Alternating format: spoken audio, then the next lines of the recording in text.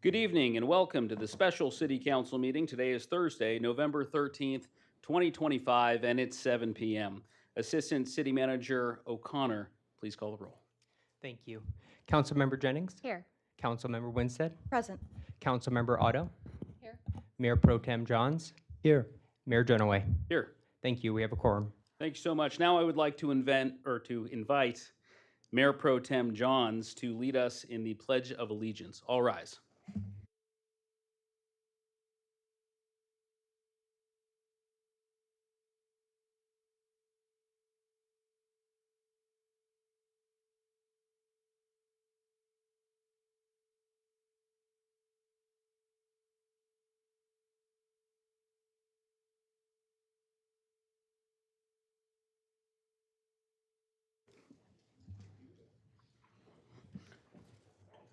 Thank you very much. We will now move on to public comments. Any person wishing to address the City Council is respectfully asked to complete and present a gold-colored request to speak form.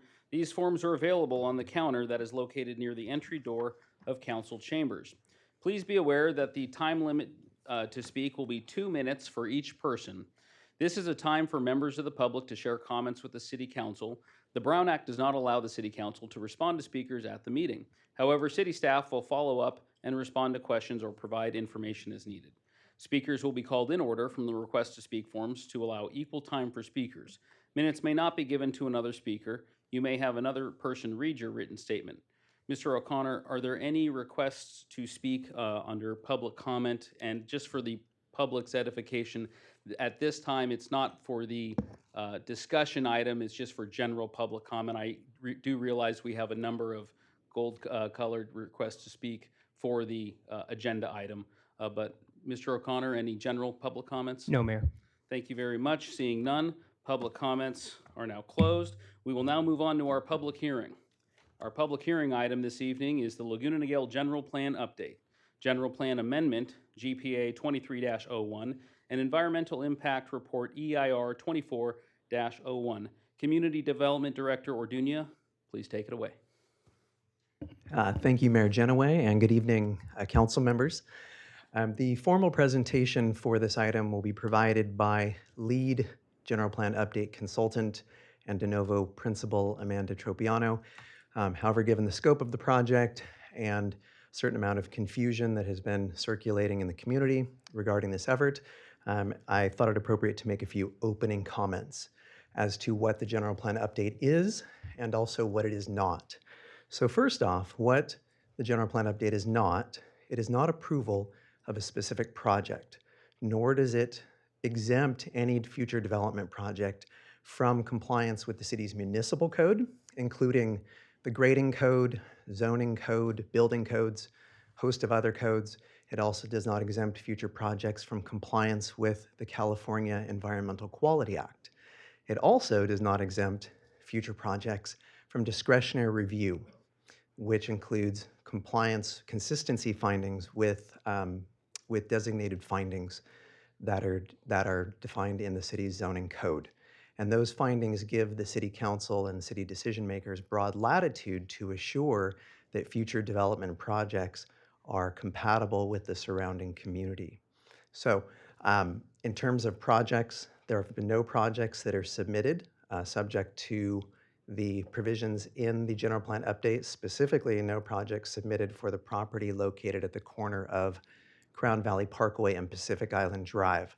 There's been a significant amount of discussion regarding that property. This general plan update would actually add additional layers of protection and additional levels of review for any future project on that property, to be clear. The general plan update also is not a re-examining or a reopening of the city's housing program. The city's housing program is defined in the city's housing element, which was adopted by the City Council in the late 2023 and certified by the State Department of Housing and Community Development in 2024. That element includes a number of goals and policies and programs, as well as the means by which the city intends to comply with state housing mandates, both for market rate and affordable housing. It is a significant document. It went through its own community engagement process. and it is meant to be a complement to the document that is before you this evening that addresses the balance of the general plan. So this is not a reexamination of that document or a rewriting or overwriting of that document. In terms of what the general plan update is, the general plan update is the result of significant community engagement, over thousands of touch points with community residents and stakeholders. The general plan update is a result of a team effort of staff and a consultant team, all experts in their field, as well as input from city commissions and commissioners, the Planning Commission playing a significant role, also the council weighing in specifically with regard to the community vision statement that formed the foundation for this effort. And that was reviewed and refined by the city council. Lastly, the general plan update is a worthy successor to the original general plan, which was adopted in 1992. This will be the first ever comprehensive update of that plan. And the update was reviewed by the Planning Commission on October 28th, which considered the update, also accompanying environmental documents, and all public input received to date, as well as verbal comments at the meeting. And in conclusion, the Planning Commission voted unanimously to recommend that the City Council adopt the general plan update and certify the accompanying EIR. The general plan looks to strike a balance between preservation and strategic growth. The general plan is also part time capsule, noting certain elements of Laguna Niguel's history and the patterns of its growth, and roadmap providing guidance to residents, business owners, developers, and decision makers on the next leg of the journey. So those are just opening comments to set the stage. Amanda's going to dig deeper into the details. We also have in attendance this evening Deputy Director John Morgan, who was very instrumental in both content generation and refining and bringing together all of this information and the thousands of pages that you've looked at to assure, hopefully, that it is consistent and accurate. Little known fact, John is one of the longest tenured city employees, and so his institutional knowledge was, we couldn't have done it without him. And lastly, I would like to thank all of the city staff while community development ran point on this effort, certainly the leadership of the city manager's office and city manager Letourneau, as well as the other department heads and staff throughout different levels of the organization that touched this document to bring it to you for consideration this evening. So with that, I will hand things off to Amanda. Good evening, Mr. Mayor and council members. Thank you for having me tonight, and I am excited to present the project before you. This work is the culmination of a multi-year effort to comprehensively update the city's general plan for the first time since the general plan's original adoption subsequent to the city's incorporation. This work kicked off in earnest in the summer of 2023, followed by a really deep dive into hearing from your community on their vision and values for the future of Laguna Niguel through a robust community outreach process in the fall of 23. Moving on from that and using the information gathered from the public input, we developed an update to the community through a series of stakeholder briefings, as well as work on understanding existing conditions within the community. A general plan vision statement was brought forward to the City Council for your review and consideration in the spring of 24, and then followed by kickoff of development of the land use plan, the draft policy document, and the environmental review. That work continued through the fall of 24 and the winter of 2025, where we crafted and completed that policy document and the technical environmental studies, all of which were circulated for public review in the summer of this year, and that brings us to the series of public hearings now in the fall of 25. I did want to highlight those touch points that we had with the community throughout the process to really understand, again, the community vision and values for what that future of Laguna Niguel may look like. To that end, numerous methods were used to engage your community, including a direct mailer that was physically mailed to all community members throughout the city. This was serving double duty, both with the city's strategic plan update as well as with the general plan, and we were really proud to receive significant responses from the community in response to that mailer. There's also been robust advertisements on the city's social media programs. These would include things like Facebook, Twitter, and Instagram. We maintain a dedicated project website at lagunaniguel.generalplan.org. We were really excited to have kind of a unique opportunity to show a video advertisement at the Regency Theater's movie theater during the holidays of 23. We were able to kind of reach a new segment of the community that might not be plugged into some of these other areas. And then regular advertisements in your winter recreation brochure and the economic development and HOA newsletters. We also had opportunities for in-person engagement where we were able to speak directly to Laguna Niguel community members through pop-up events at your community, your wonderful community events, including Sea Country Festival, at a variety of your summer concert series and youth sporting programs. And we hosted an in-person community open house right here at City Hall on October 18th of 2023. We also facilitated a number of briefings with stakeholder groups throughout the community, including with yourselves, with the City Council, your city commissions, the Youth Committee, the Chamber of Commerce, Lions Club, Rotary Club, and the major Laguna Niguel Shopping Center's owners group. Through that process, we synthesized all of those data points we heard from the community and memorialized it in a community vision statement. And that was brought forward again to the City Council for your review. The vision statement describes both the city now and in the future and is supported by a series of 5 key guiding principles that not only laid the foundation for the vision statement, but ultimately served as the foundation for the general plan itself. And those are to create a thriving community, promote a strong and resilient economy, serve as a steward of the environment, connect people and places, and prepare for a better future through innovation. The general plan also responds to, as you can guess, a number of pieces of state law. The intent of this slide is certainly not to delineate each and every one, but just to remind you that there are numerous requirements that we must comply with in ensuring that your general plan does meet the adequacy of state law. A lot of those topics are related to hazard planning, public safety, issues related to community planning and environmental justice. We also prepared an existing conditions report that serves to identify the regulatory framework and describe existing conditions in Laguna Niguel as they exist today. This allows us to create both a companion document to the general plan, which provides a lot of that background and research and analysis that helps inform the general plan policy document, while allowing the actual general plan that has your goals and policies to be very streamlined, easy to understand, and timeless, so that when you are looking back on it 15 years in the future, you feel that it's still modern and contemporary and appropriate for that moment in time.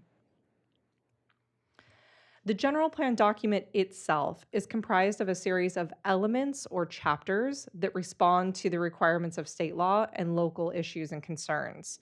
They're organized into the topics of land use, mobility, and that's how people get around or circulation, resource management, which covers the topics of open space and conservation, public facilities and services, public safety, noise, and economic development. One thing I did want to highlight is that the core idea of serving as a steward of the environment or sustainability is really woven through all chapters of the general plan, and their policies and goals that are related to the topic of sustainability are denoted by a green leaf just to the left of the item. And there are over 80 of these identified throughout all chapters of the general plan.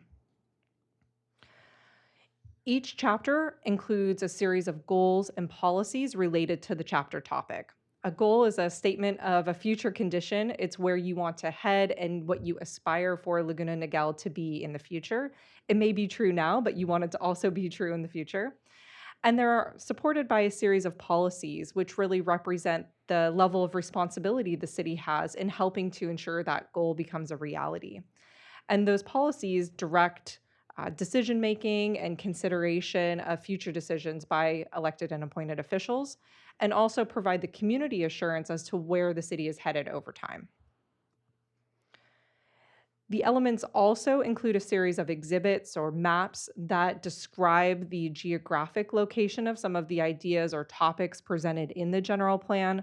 For example, your land use element includes your land use map that describes where different types of uses are accommodated within the city. The general plan policy document is supported by an environmental impact report, or you might hear me refer to it as an EIR. Your EIR is an informational document that identifies and discloses the potential environmental effects of implementing the project. So the project before you is the actual general plan update, your policy document. And this is required by the California Environmental Quality Act, or CEQA. Your EIR includes ways to avoid or mitigate the significant environmental impacts of implementation of your general plan. And importantly, the process also provides a forum for public participation through the environmental review process. The EIR itself does not advocate for or promote the project. It does not promote the general plan. It is a disclosure document that looks at what would happen if you were to implement the general plan policy document. It also allows for interagency review and coordination, both with state agencies and local jurisdictions who are invited to review your environmental impact report and provide comments to ensure that it adequately addresses these important topics. The environmental review process started with preparation of your notice of preparation for public review, which was issued and available for a 30-day scoping or public review period. During that time, the city facilitated an in-person scoping meeting where we invited comments on the environmental review process. Based on the results of that meeting, a draft environmental impact report was prepared and circulated for a 45-day public review.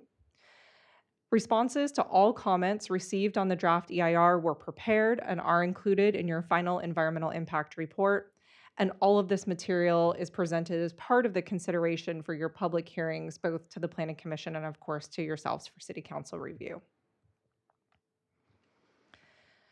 The EIR itself did identify that the vast majority of the 20 environmental topics covered have no impact or a less than significant impact with implementation of your mitigation measures or those ways to avoid potentially significant impacts.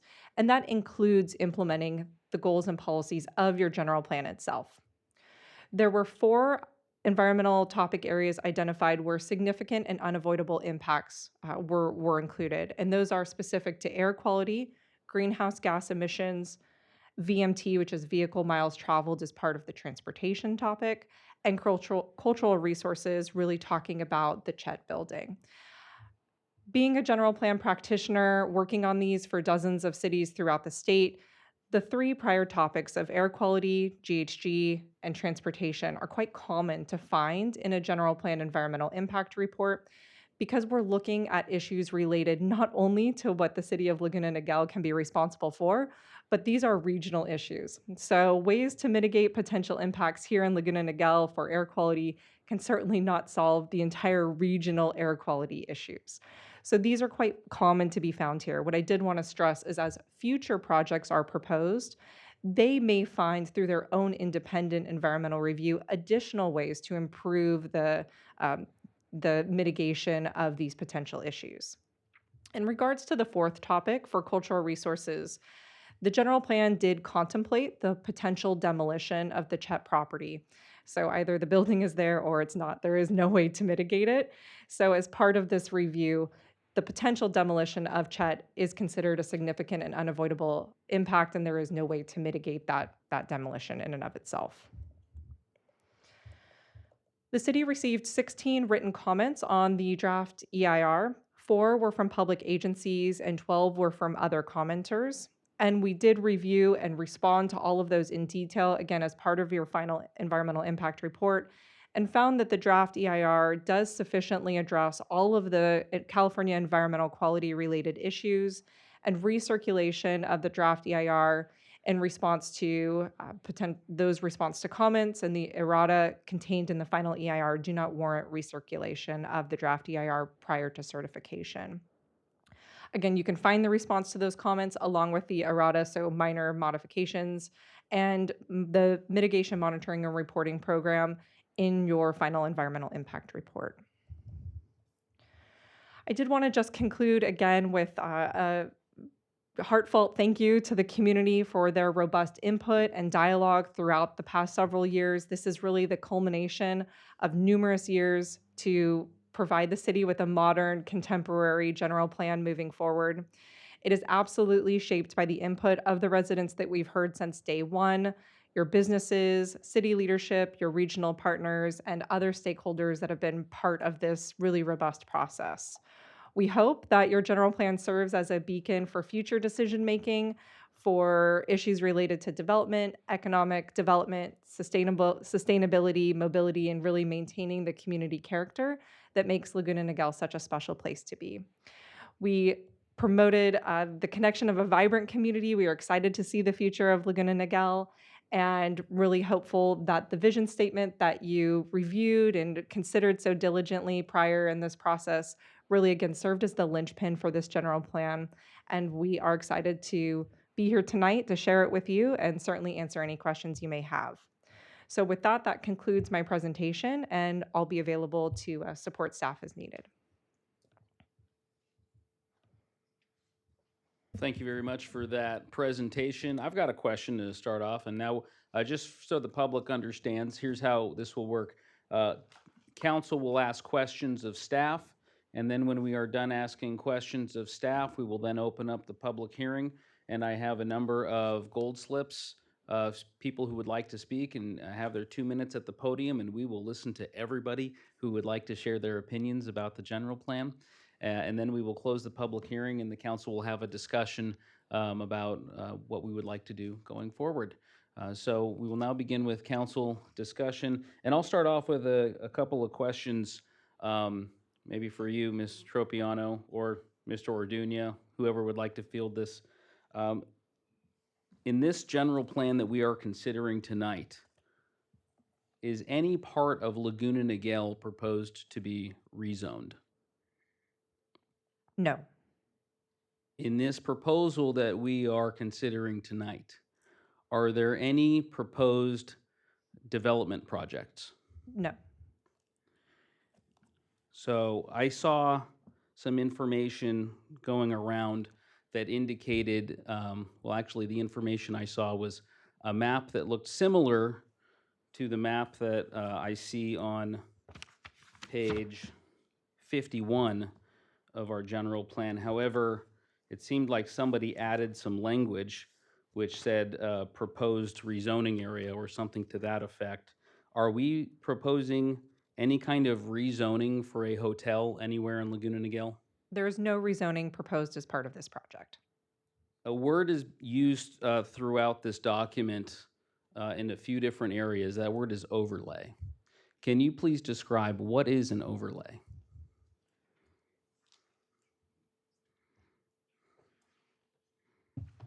I'll go ahead and field that one, if that's okay. Thanks, John. Thank Go you for the ahead. question, Mayor Genoway. So as it relates to the hospitality overlay, as a part of the community outreach, feedback we receive from commissioners, other stakeholders, and residents was that the city is lacking any quality hotel.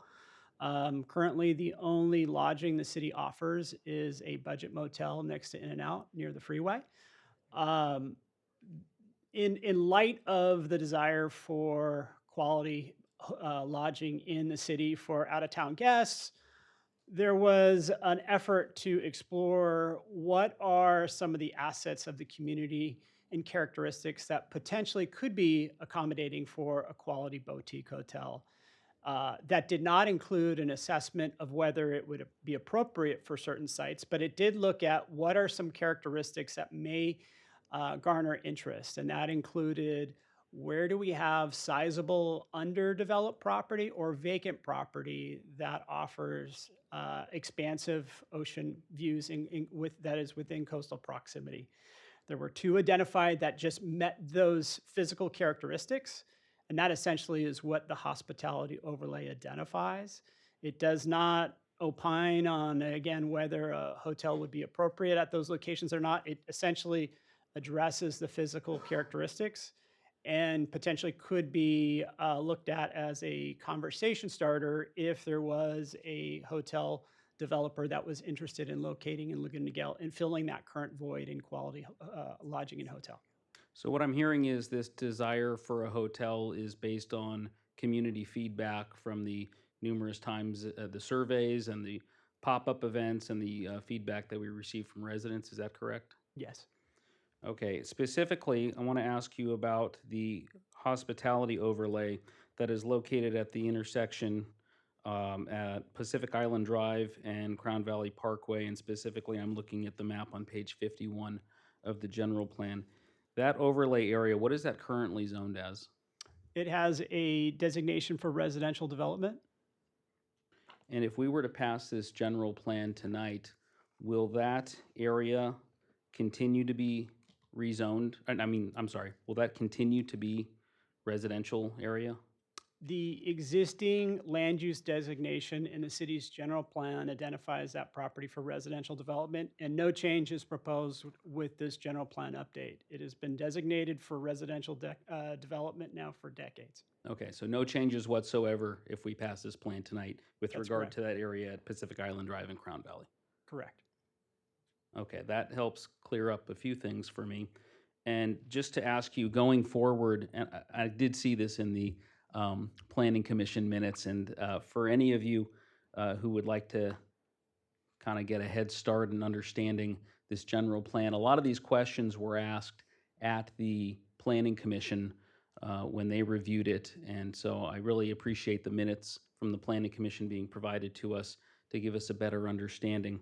In the Planning Commission minutes, I believe that you said if there were to be a proposal for a hotel or any kind of hospitality sometime in the future, there would have to be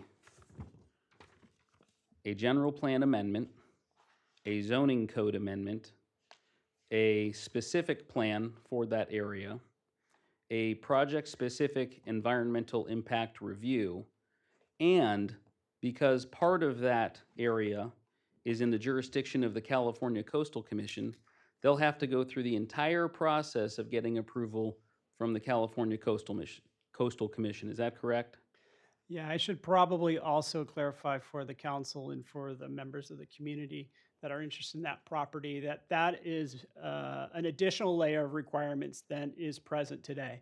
So it is actually requires an added layer of legislative action than exists today. So what's different with the proposed general plan update and the provisions in the existing general plan, and Director Arduña referenced this earlier, is this would also require a specific plan, which would provide an additional layer of review and community engagement.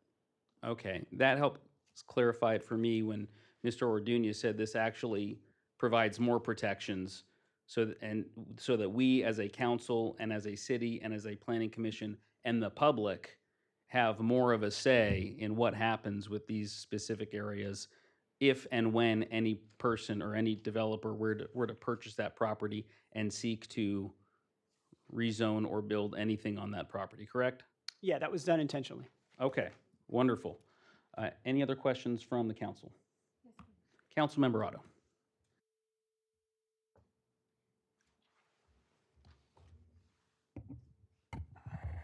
Thank you. I have some questions on a different topic, because I know there were a lot of questions about affordable housing and the ziggurat. So can you explain to me what the current zoning is over at the ziggurat? Whoever wants to take it. I could take that one too. Thank you. It currently has a public institutional and office designation.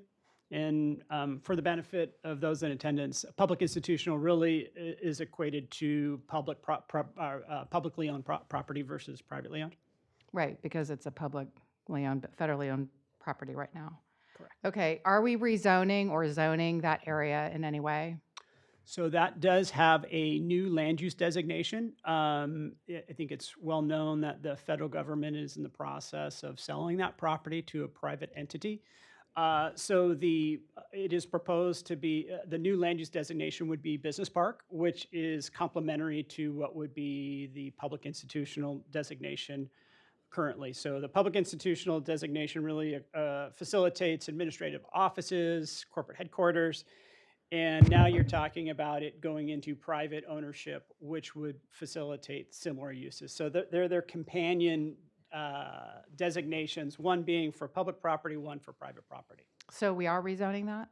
It is not a rezone, so as an outgrowth, should the council approve the general plan update, there would be a future rezone of that property, because the zoning designation still recognizes the government ownership.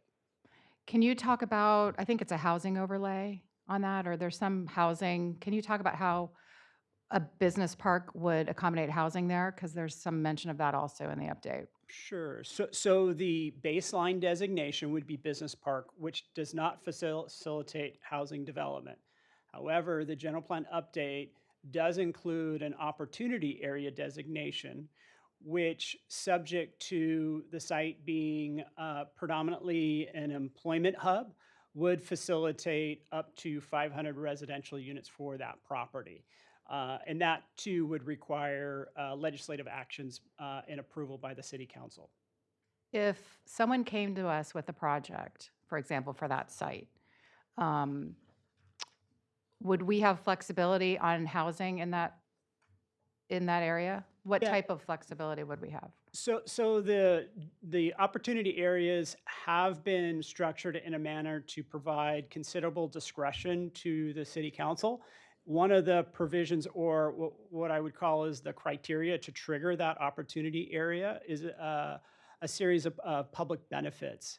And that public benefit is intentionally broad, so that the council could look at holistically a particular project. Because the general plan update isn't contemplating a specific development, we wanted to provide considerable flexibility for decision makers in terms of how to realize that vision for that property. Included as a part of that public benefit package, housing certainly is envisioned and could consist of affordable housing, which a lot of members of the community have advocated for.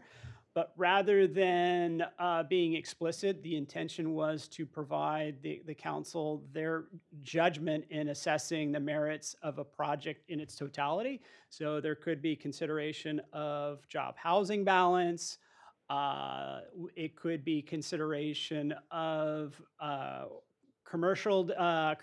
various commercial uses on site, and what that project could potentially drive in terms of economic benefits for the community. So there is it's purposeful in providing the council that level of autonomy in deciding what is appropriate for that site, and positions the council for strong negotiating with any development proposal. Okay. So what I'm hearing is we do have some flexibility on that. Got it. Okay. Thank you. I think those are my questions for now. Thank you. I just have one follow-up with regard to these opportunity overlays. Let's say we approve the general plan tonight. Developer comes in with, they want to do exactly what is proposed in this overlay, which is, these overlays are a sense of the community about what the community would like to see. Let's say they come in with a plan exactly written as we would like it. As a city council, we can still say no, right? Yes. So we're still in the driver's seat on all projects that are proposed in these overlay areas. Yeah, piggybacking on the comments to Councilmember Otto, yeah, the intention really is to provide flexibility for the council, because there are no specific projects before you for consideration. So rather than trying to limit your options, the intention is to provide maximum flexibility. Great, thank you so much. Okay, are there any other questions? Seeing none, we will now move into public comment. And again, this is a period where each member of the public who has submitted a gold request to speak form will have 2 minutes to speak. here at the podium. Once you step up to the podium, the red light will turn on and you will have 2 minutes. And I will call the first few names. So we have Debbie Salahi, Christina Walsh, and Sonia Moser.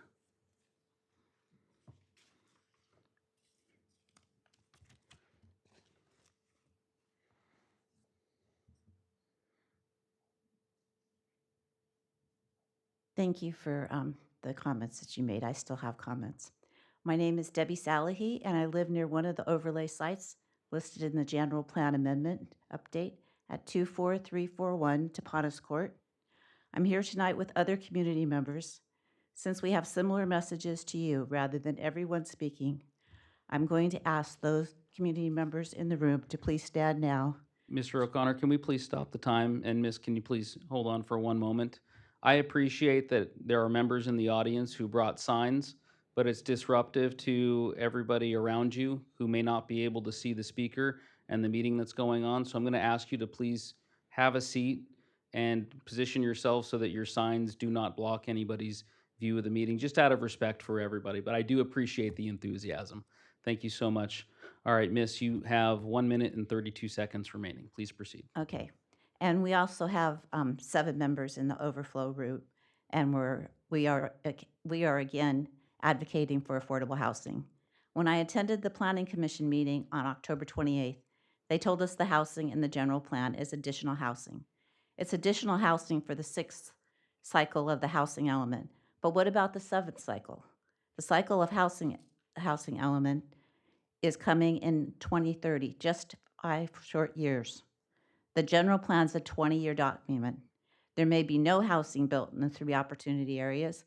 The number of units is a maximum that can be built, but only if all the conditions are met.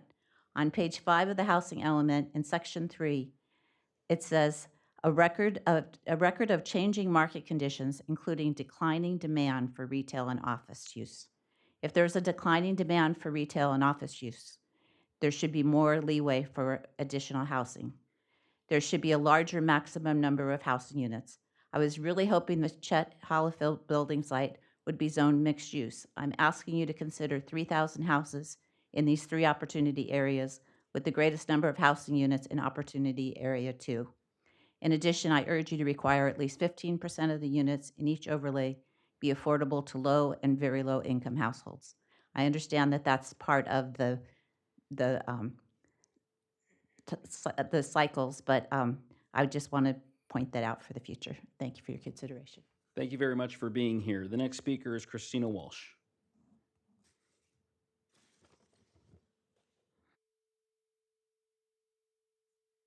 My name's Christina Walsh. I live on East 9 Drive in Lynx Point neighborhood. And I have to tell you, after your explanation, I'm even more confused on the overlay versus rezoning, because if you're not rezoning, I don't understand the need for an overlay to make that a hospitality retail zone. But I'm here to voice my objection to a retail hospitality overlay in that area. These are all quiet residential areas, and to put a 24-hour business with deliveries, people that are on vacation, partying, enjoying themselves, and garbage pickup and everything else that happens at a hotel for 24 hours, it's going to be very disruptive to the surrounding neighborhoods and the noise level on Crown Valley. And I think that really needs to be taken into consideration for the neighborhoods that back up to that neighborhood. So thank you for your consideration. Thank you very much. Sonia Moser. And then after Sonia, it will be Rosemary Papa, followed by Dr. Rick Brown. Hello, thank you. My name is Sonia Moser. I also live on East 9 Drive in the Lynx Point community. I am also a little bit confused as I reached out to Ms. Odo back in June and the planning manager, and I quote, that they wrote back to me and said that there was potential that there could be 2 possible areas for a hotel in the Laguna Niguel area, one in Ocean Ranch, and then one on the corner of Crown Valley and Pacific Island Drive. So Ms. Odo wrote back to me in June saying that that could be a potential. So I'm here just for clarification, but I would be opposed to it as it would affect my neighborhood of 66 residents in the Lynx Point community. There's enough traffic. We hear sirens and fire departments going up and down Crown Valley. It would be not cohesive to that environment, so I would be opposed to that. But I just want clarification. That's why I'm here, and thank you for your time. Thank you, Ms. Moser. Rosemary Papa.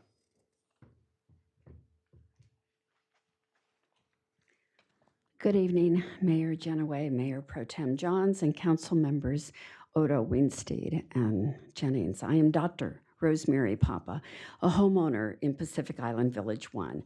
My home directly overlooks the plot of land at the northwest corner of Crown Valley and Pacific Island Drive. I am here as a citizen, though I serve as the treasurer of my HOA, having worked with 6 other HOAs to get a grant of over $2.9 million from the California Fire Authority to do fire mitigation in our communities and serve as a regional coordinator for FireWise recognition. I currently work with the city and several other Laguna Niguel communities for their FireWise recognition, and thank you, Councilwoman Odo. I know you are aware of the very high fire hazard severity zone designation of the area we affectionately call the Hill, a section of which you are considering a hospitality overlay. I do understand that though the most current building and fire codes may allow new construction in a designated very high fire hazard severe zone, it begs one to ask, it can be built, but should it be built? As one who spends a great deal of my time talking to Laguna Niguel citizens about fire safety and fire mitigation strategies, the idea of a boutique hotel in the middle of residential communities in a very high fire hazard severity zone is the opposite of being FireWise. City government boards have a legal obligation known as their duty of care, which requires members to act in the best interests of the public for their city. As you continue to reimagine Laguna Niguel's general plan, I urge you to prioritize public safety, maintaining fiscal stability, and protect open spaces for environment. Thank you, Rose. That's your 2 minutes. I appreciate you being here. Dr. Rick Brown, followed by Laura Blinn Katz and Craig Carmel. Thank you, Mr. Mayor. I am Dr. Rick Brown, homeowner in PIV1, also in a home that overlooks the plot of land at the northwest corner of Crown Valley and Pacific Island Drive. I thank you for your clarification tonight with your questions and for the staff for their answers. However, this is not an issue about the general plan overall. This is the first time many of us have ever heard of the overlay. I understand from an email from Mr. Morgan that while there was nothing specific in the development process for a boutique hotel on the property in question, issues need to be raised at a public hearing for any future court action. However, it is also clear that this hospitality overlay provides an opportunity for such a concept to be explored in the future. That is, this is the first required step in future development. With that in mind, and I know there was a lot of community input for the general plan, I'm specifically talking about the identify underdeveloped, underutilized land with expansive ocean or territorial views that may be suitable for a high-quality boutique hotel, which the city lacks. First time many of us have heard about that specificity. Was it a brainstorming session among city staff or real estate developers, representatives from the Marriott, Ritz-Carlton, pick your hotel, who noted the city lacks a boutique hotel with a view? Was the study done with broad community input about the specific overlay? I'd like to see that if that's possible. Was a needs assessment conducted by the city? The specificity of the proposal is fairly clear: undeveloped, underutilized, with a view. What is the need for such hotels? Service to the community, revenue from developers' fees, revenue from room taxes, revenue from area restaurants? What we don't need is more traffic at the corner of PCH or PCH in Crown Valley. More drain on water resources, more utilization of police services, and most importantly, more utilization of fire services. We have noticed over the past several years activity in terms of service roads, and understand studies have been done regarding. Thank you, Rick. I appreciate your comments. Laura Blinn Katz.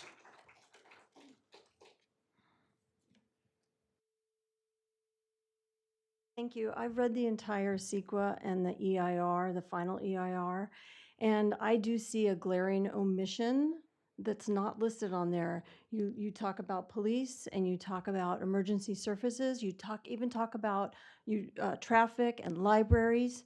No one even addresses hospitals.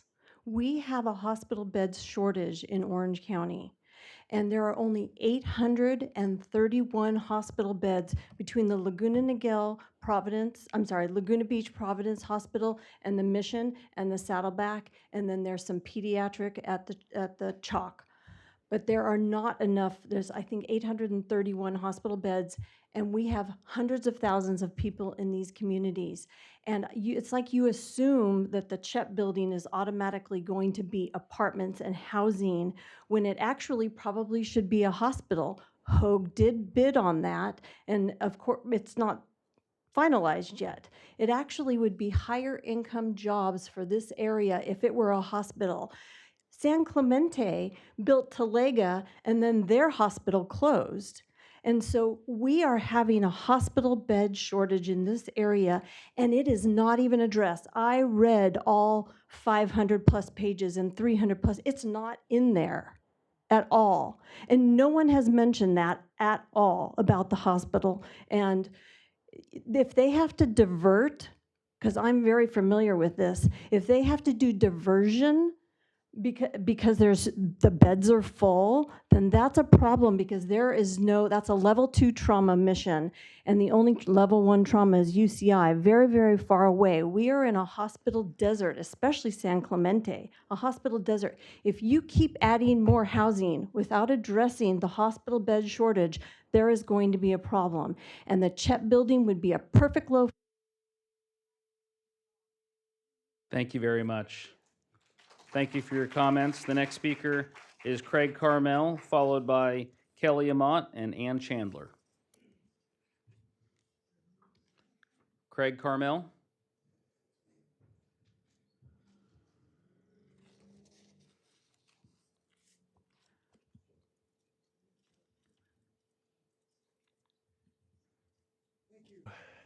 Council, I'm going to be quick. I'm starting my timer, hopefully. Yep. I've included some maps within your folders that I've given all 5 of you. And basically, I should introduce myself, Craig Carmel. I live in Niguel West on National Park Drive. And I went to school in San Diego. Mr. O'Connor, can you please stop the clock again? So 2 things. One is that we cannot have any signage blocking the view of the audience to the meeting. 2, if you would like us to view what's on this poster board, you should probably position it toward the council. I can't see what's on this poster board. All the maps are included in your folders with the legend. Thank you for pointing that out. Okay, and just so we're clear on time, you have 1 minute and 28 seconds left. Mr. O'Connor, please proceed with the clock. Wow. Okay, well, I graduated from San Diego State, but I was a geologist. So we're all putting the cart before the horse. Last meeting, I was aware that the council really didn't know anything about the geology or the fact that the hill is full of water. Water and soil is like ball bearings. You build a house on supersaturated soil, and the house is going to move. And we see that happening in 1998 with Barry Hahn. He built a number of homes on the hill, and they all slid down. That's because that's a liquefaction area. He used heavy equipment to stabilize his soil, and in effect, liquefaction is supersaturated water. The vibration turned the soil into jello. So it took a little while, but that sank and came down the hill. I'm specifically mentioning Niguel West because we have evidence of our homes sinking We're at the base of the hill. The hill is sedimentary rock, very porous. The only thing that's holding that hill together.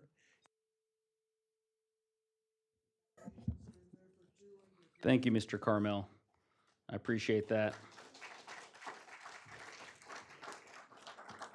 And just to be clear, I do appreciate the visual aids and the enthusiasm. We just have to make it so that every member of the audience can see and participate in the meeting. But thank you for bringing those aids, and we did have those aids here at the desk for us to view up close. So thank you for that.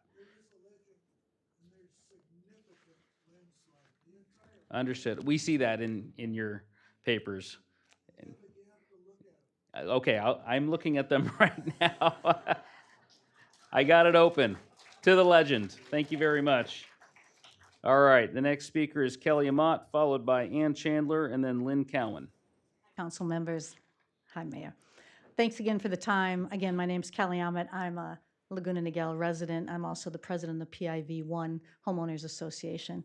You've already heard from some of my neighbors and colleagues on the HOA who have concerns, and you've heard from other neighbors in the area as well. With all due respect to the Planning Commission, I'd like to see the survey results that you speak of so glowingly, because honestly, no one in the Hilltop that I have talked to got a survey.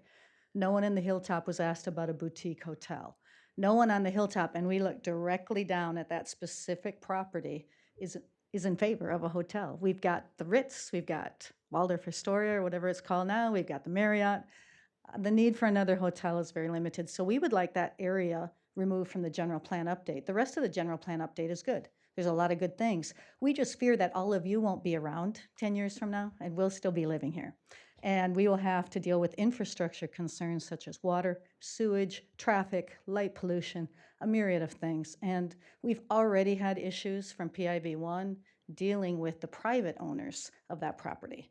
As far as fire mitigation, as Rosemary already mentioned, water, erosion, there's a huge erosion, and the water that's in the land, that's already been spoken of. So I encourage you all to take another look at your studies, maybe resurvey the communities, and really take that piece of property out of the general plan update. Thank you. Thank you, Kelly. Ann Chandler. Good evening. My name is Ann Chandler, and I live in Laguna Niguel.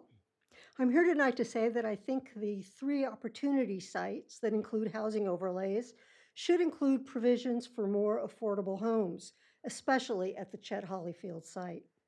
It is a huge piece of property that is ideally suited for housing since it's close to shopping, schools, and recreational areas. It's a great spot for mixed-use zoning so that people can live near where they work, thus reducing traffic. I'd like to see more than 500 homes built there. Also, I ask that you adopt a policy that requires that any new housing include at least 15% that are affordable for people with low and very low incomes.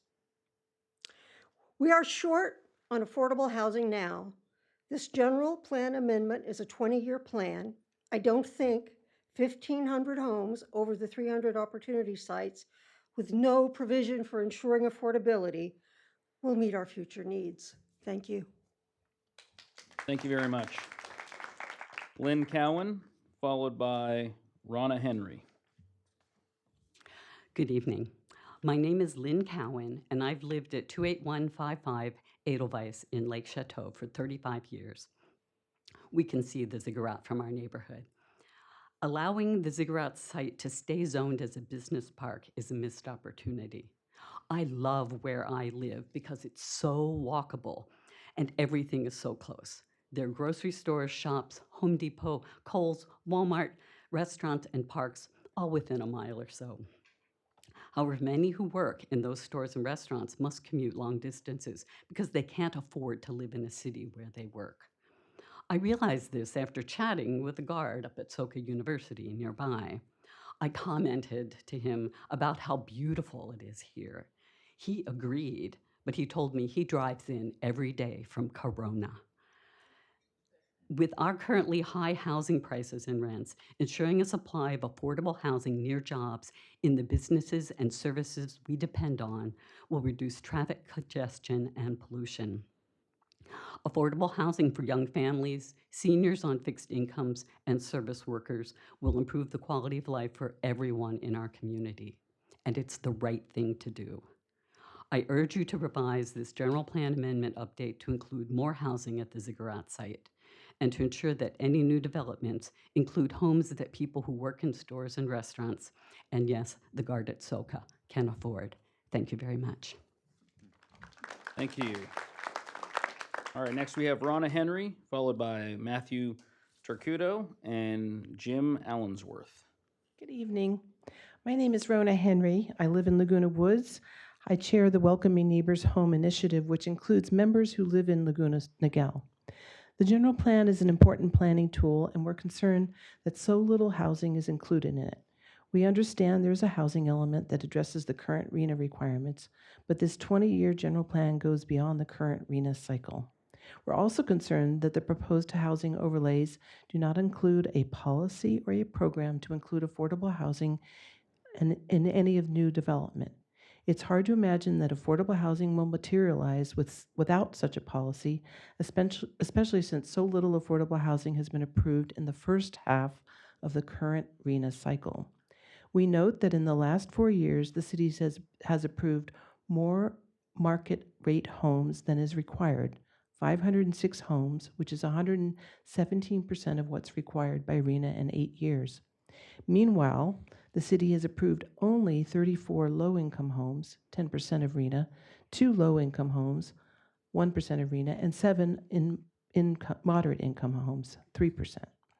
We believe that cities should adopt a policy or program to ensure that affordable homes are built in these opportunity sites. We're especially interested in the Chet Hollyfield site. We see it as ideal for multifamily affordable housing since it's so close to amenities. Even if the city is positioning that site to be zoned for Hoag to put a hospital there, it would be a great place to include lots of workforce housing at that site. We ask you to please direct the city staff to revise the general plan amendment to require a minimum of 3,000 homes across the 3 overlays, with the largest share assigned to the Ziggurat site. Require that the housing in the overlays be mandatory, not optional. Designate at least 15% of the units in each overlay as affordable to low and very low income houses. With these revisions, the general plan will address. Thank you, Ms. Henry. Appreciate you being here. Matthew Turcuto. Good evening, Mayor Genoway, Mayor Pro Tem Johns, and council members. I'm a longtime resident of Laguna Niguel and a real estate developer here in Orange County. I'm here tonight to express my strong opposition to the hospitality overlay applied to the hillside at Crown Valley Parkway and Pacific Island Drive. This is a geologically sensitive site. In 1998, just down the street, the El Nino landslide destroyed homes and caused long-term damage. The roads are narrow, the terrain is steep, and the surrounding area is entirely residential.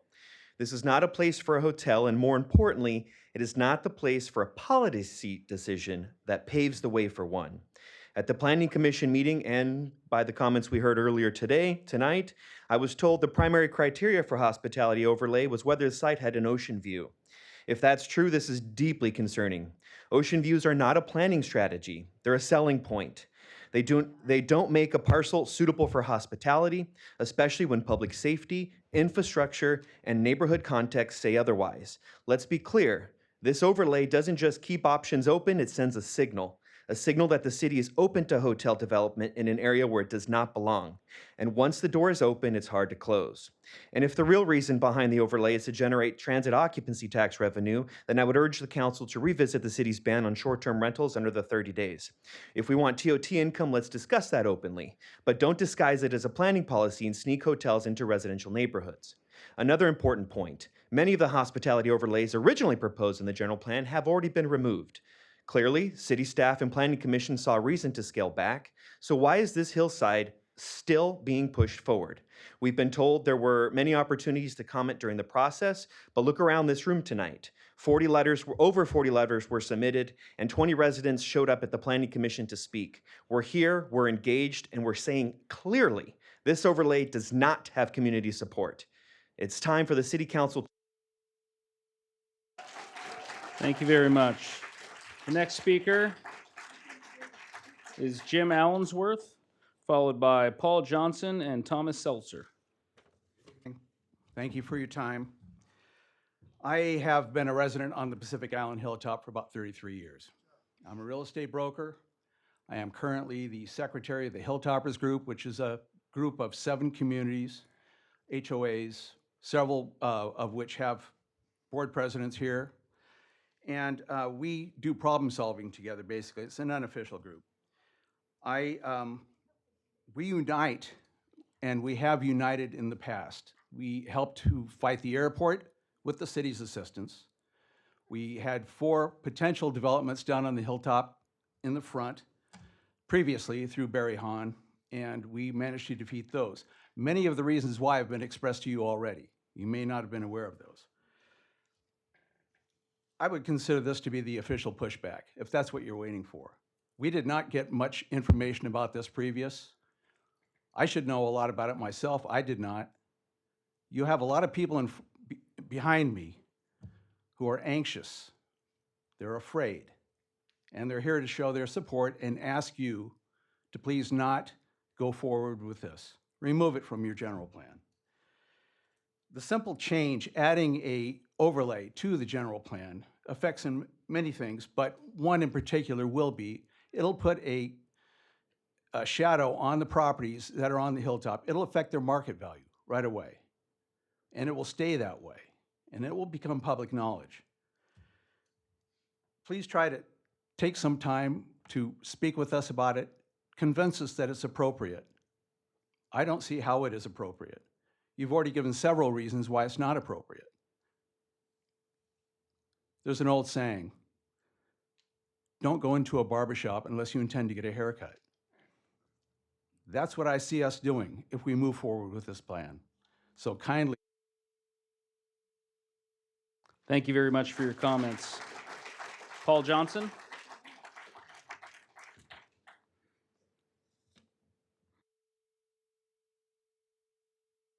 My name is Paul Johnson. I live on the hilltop at PIV 3. No one acquired their property in the area expecting that there would become a hotel inside their view on their property. They acquired a property in a residential area where they had a beautiful view of the wild California environment, and then they could at times see the ocean for many of us. Our neighbors at PIV 1 will be heavily impacted by this environmental catastrophe of building a hotel in the middle of a beautiful hillside community. All I want to say is that I don't think anyone in our area ever had input that we would like a hospitality or a boutique hotel in our environment. And I urge you to not consider that in the future. Thank you. Thank you. Thomas Seltzer, followed by Joan Tatayama, and Madeline Harford. Hello, my name's Thomas Seltzer. I've lived in the Hilltop, Pacific Island 3, for over 32 years. And I want to support my community, Pacific Island Village 1, because the hospitality overlay would really impact their living standards, our living standards, our home values, etc. A huge impact. Traffic issues. I've driven down the hill many times. It's one of the last bastions of beautiful places to drive in Laguna Niguel. You just feel like you're in a different world when you drive up Pacific Island. It's beautiful there. But traffic issues at that corner of Crown Valley and Pacific Island Drive, terrible accidents I've read about and seen in the papers. I believe the impact to the environment, and we've heard mentioning of the water in the hillside.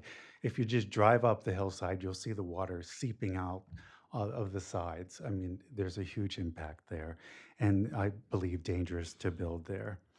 I miss, in my neighborhood, we used to see lots of deer, raccoons, squirrels, see plenty of birds right now, but In that area, I know there's even more wildlife, and I'd like to see that protected as well.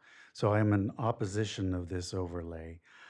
Slides, I live just above the slide that occurred in the Belmason below my home, and I really worry about something happening on that hillside where this proposal overlay is. Noise, I hear all the noise from Dana Point, the Ritz-Carlton when they have events, the Marriott when they have events. I can't imagine a hotel in our back. Thank you, Thomas. Joan Tateyama.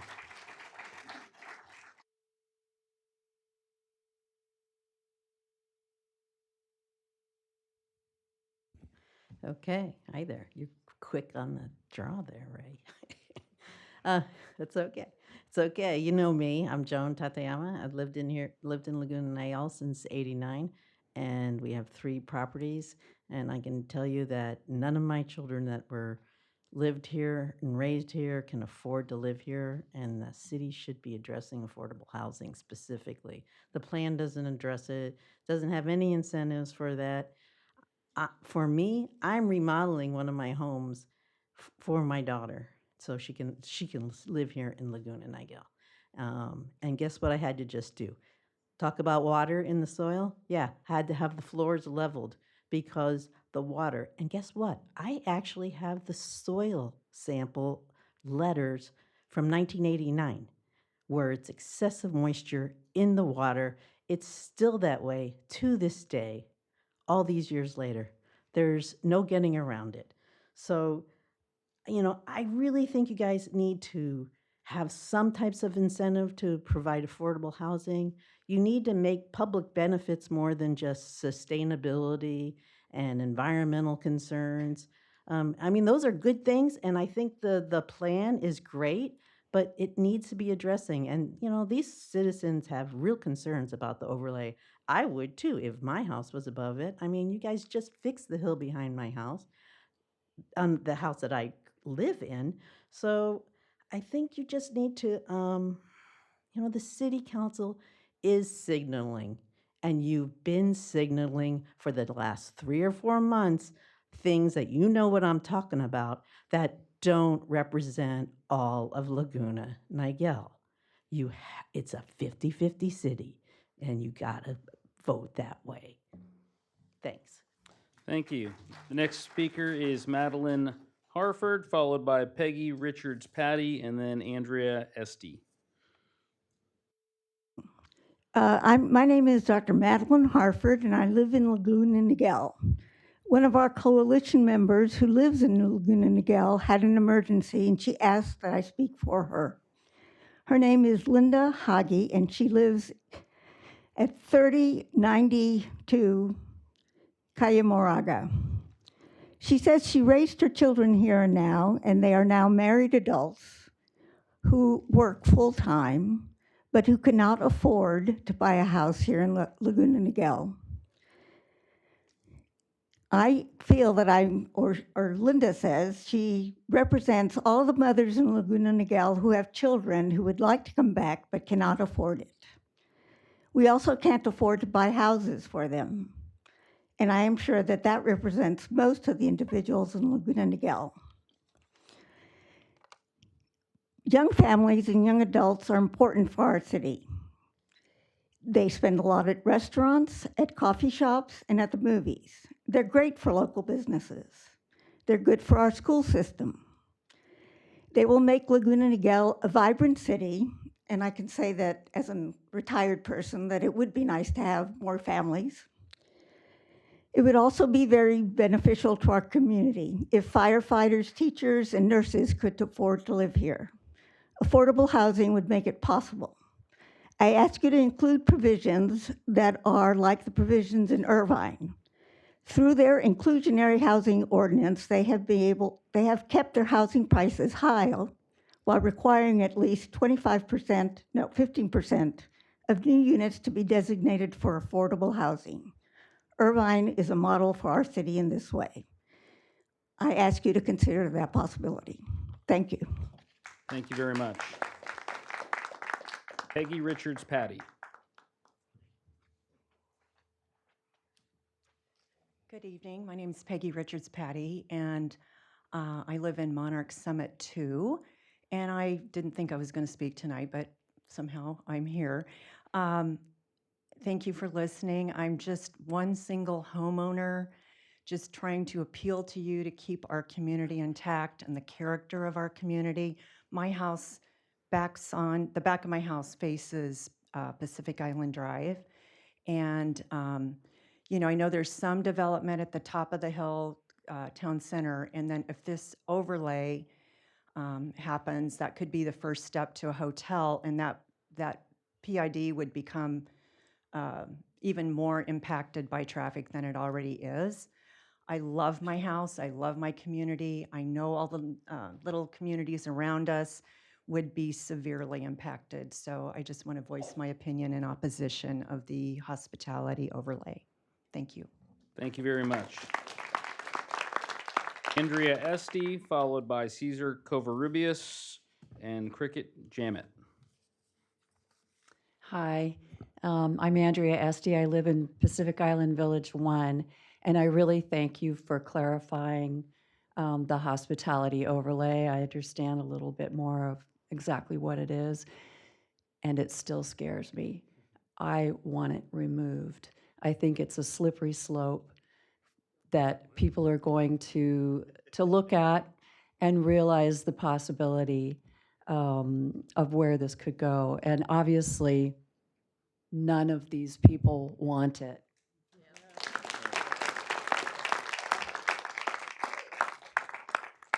I realize it's not a hard and stone plan to create this, but you're creating the seed by putting this overlay on a map and on the city plan. It doesn't belong there. Please, please, I beg you to consider removing it. For all the reasons everyone else has said, there's nothing else for me to say. Thank you. Thank you. Cesar Covarrubias.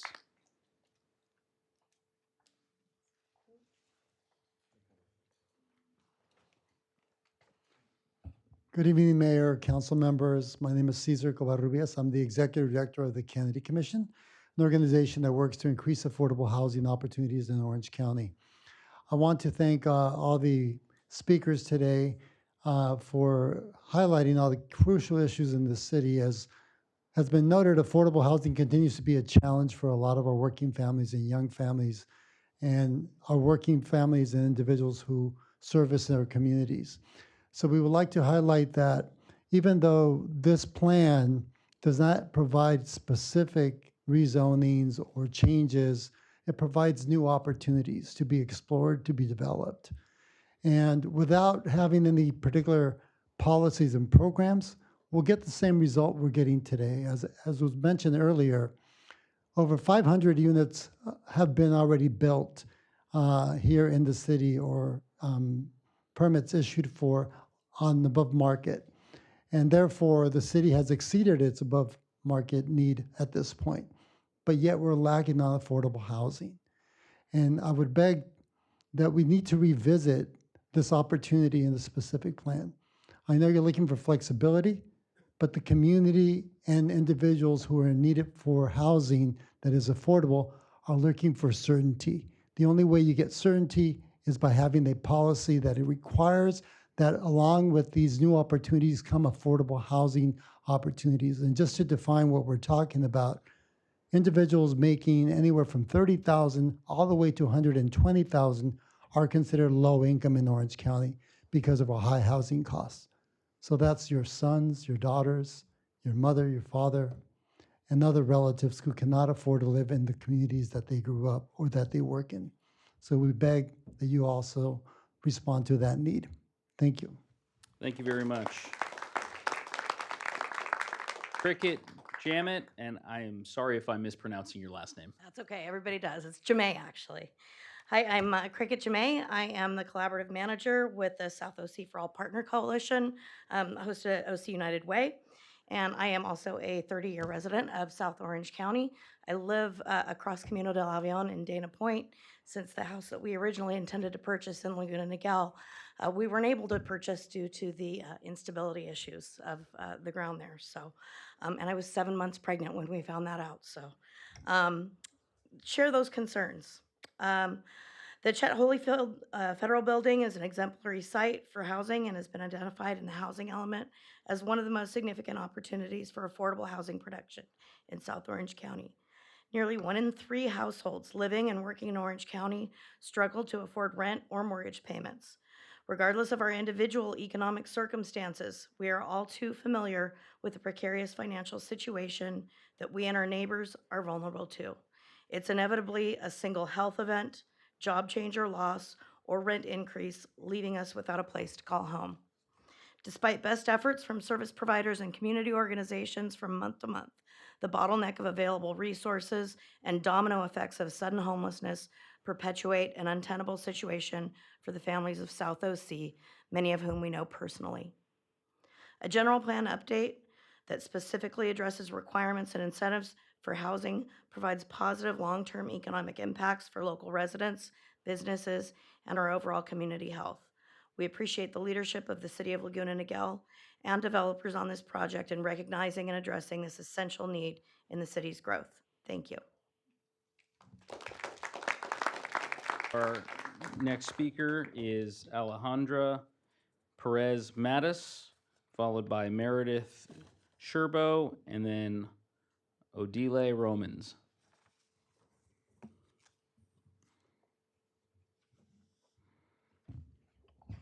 Good evening, Mayor, council members, and staff. My name is Alejandra Perez Matus, and I'm here on behalf of the Kennedy Commission. Through our Welcoming Neighbors Home initiative, we spent the past year working alongside Laguna Niguel residents to ensure that the city's future planning reflects the values of inclusion and opportunity. What we've heard is clear. Families want a future where they can stay and thrive here, yet the current draft general plan and EIR failed to provide a path for that. Our ask is straightforward and rooted in both data and law.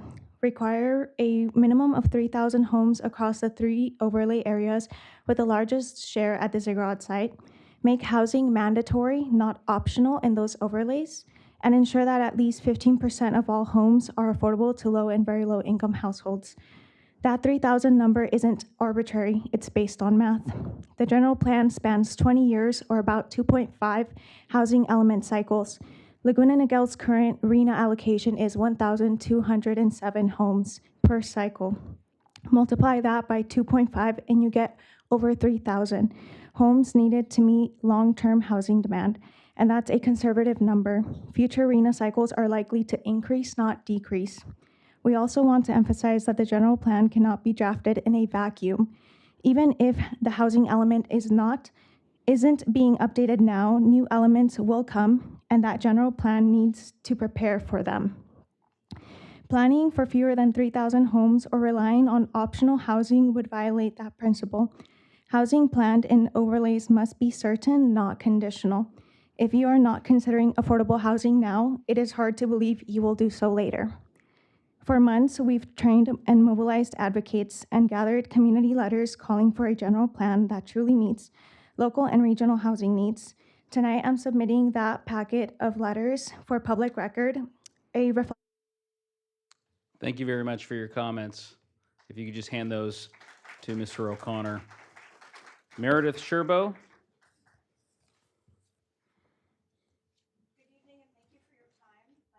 Meredith, can you hear me? Yes. Hi, I'm Meredith Sherbo. I'm a longtime resident of Laguna Niguel.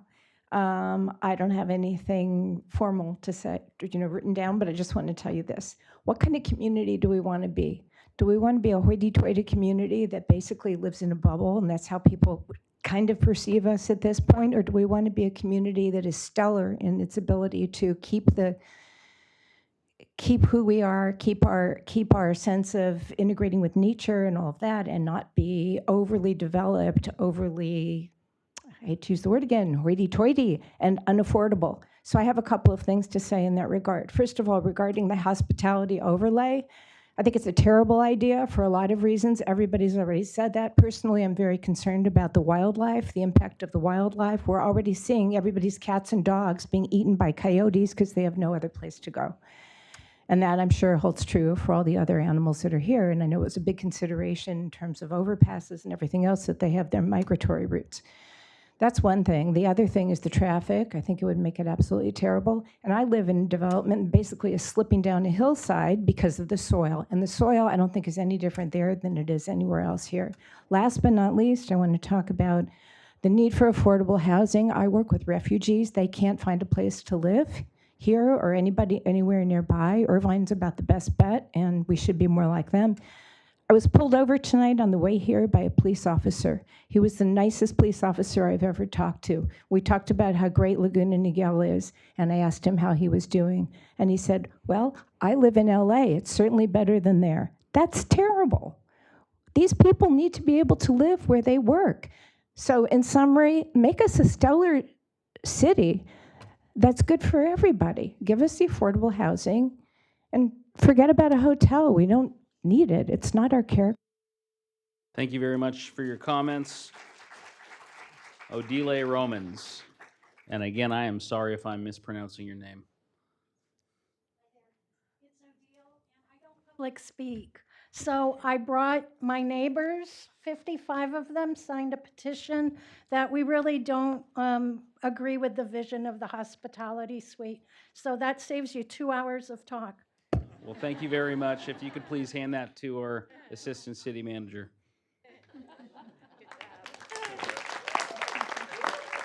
All right, and thank you for that. You didn't even use your full 2 minutes, and you saved us all that time. That's great. That's efficiency. Efficiency in government. Wonderful. Okay, so Mr. O'Connor, do we have any more requests to speak? We do not, Mayor. We do not have any more requests to speak. The public comment period for this agenda item is now closed. We will now bring it back to the council for discussion. Who would like to begin? Nobody's looking at me. Yes, Councilmember Otto, go ahead and ask a question. I'd like to ask some more questions and follow up. I would like to see that petition as well. I'd like to see what it reads. Thank you. These are my questions. Regarding the ziggurat, with the current way that this update is written, could a hospital be put there? Yes or no? Thank you, Councilmember Otto, for the question. To be clear, we're talking about general plan land use designations, not zoning. So I want to set zoning aside for a minute because that was a confusing topic. In terms of the existing general plan with public institutional, that's one thing. The proposed general plan Proposed, yeah. with business park, Mhm. that's another thing. And then there is the opportunity overlay that could be applied to Chet. And that is a third category. So I want to make sure which of those scenarios are you referring to? If I vote on this tonight, what I'm voting on in this packet, could a hospital, would it stop a hospital from being built? Sure. So the opportunity area overlay, if applied, which it would not be as of the date of general plan update adoption, it would require separate action, right? But if it were applied, one of the uses that is listed is more intensive medical, which could include up to a hospital. So if that is the question, that would be something that could be considered as part of an opportunity overlay project for the property, along with all of the other requirements that go along with it, of course.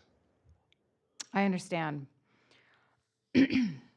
Could housing and a hospital be there together in the same site? The way the overlay language is written, you would most likely see both. You would have to at least see a significant employment hub to access the housing, and a hospital or a larger medical campus would be consistent with that employment hub. So yes. Okay. Can you explain the housing cycles? Because I know that's really confusing for, look, I'm the chair of the Orange County Housing and Community Development Commission, and housing has got to be the single most technically difficult policy thing in the public sphere right now. And so if you can just elaborate more on the cycles and how that intersects with this current plan. Absolutely. So, yeah, we are currently in the 6th housing cycle. I believe they are 8-year cycles. And every 8 years, the state identifies a particular number of housing units, including affordable housing, that cities must make a plan to accommodate. And so, as part of the current plan, I believe one of our speakers mentioned and was correct that the city's current allocation for the housing cycle is a little over 1,200 residential units. Approximately half of those units need to be affordable. Compared to the last cycle, I believe the last cycle, I want to say it was 200 and change, I believe. So it was a significantly smaller number. It has increased quite a bit. We don't know what the number is going to be for the next cycle. When the city plans for housing, which again is part of our housing element, we plan for the cycle. So the current cycle ends in 2029. We will receive a new allocation from the state. We will at that time plan for that new allocation. There are no credits given to cities for planning ahead of time or adding units above and beyond what the state has required. And in fact, the city actually exceeded its allocation for the previous cycle. And when we approached the state and said, do we get credit for that? They said, you do not, and you will still build more units. So the question when it comes to housing is, will we be building housing later? Absolutely. If we prioritize housing now, we will be building housing now and later. And the question then is, what will we be losing in the process? And that is why the city in the general plan as written focuses on flexibility for this council to consider all of the factors. Housing is a very important topic. It is certainly a priority for the city. It is not the priority, it is a priority. It is one of many. And we want, I shouldn't say we, staff certainly reflecting the input that we've received from the public has written the document in a way so that it provides flexibility for this community and this council on a project-by-project basis to determine the best way to address all of those priorities, not just one at the exclusion of all of the others. And it's my understanding with most development agreements, there's going to be some type of community benefit. Community benefit There's is typically written into the opportunity area overlays. So that's a given that any applicant looking to build a project would need to provide something that the city is looking for in terms of public realm improvements, potentially affordable housing. It could be open space amenities. It could be public facilities. All of those things are on the table. It is a very open-ended discussion when it comes to public benefit. And of note, that is the framework that the city employed in the Gateway Specific Plan. And the Gateway Specific Plan was the instrument that the city used to meet its RHNA during the last cycle. So that was a successful framework.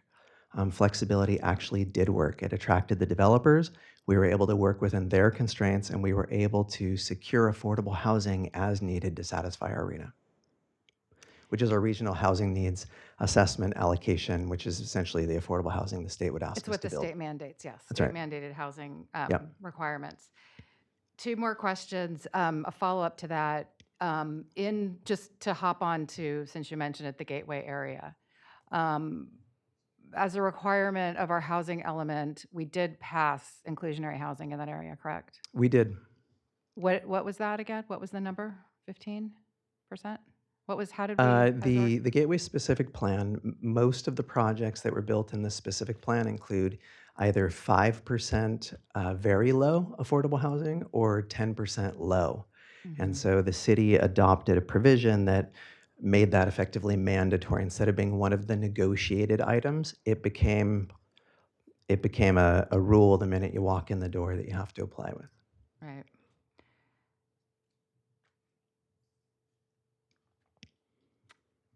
Over to the hotel issue. It's my understanding that it's currently zoned for a 50,000 square foot home. Is that correct? So, is that correct?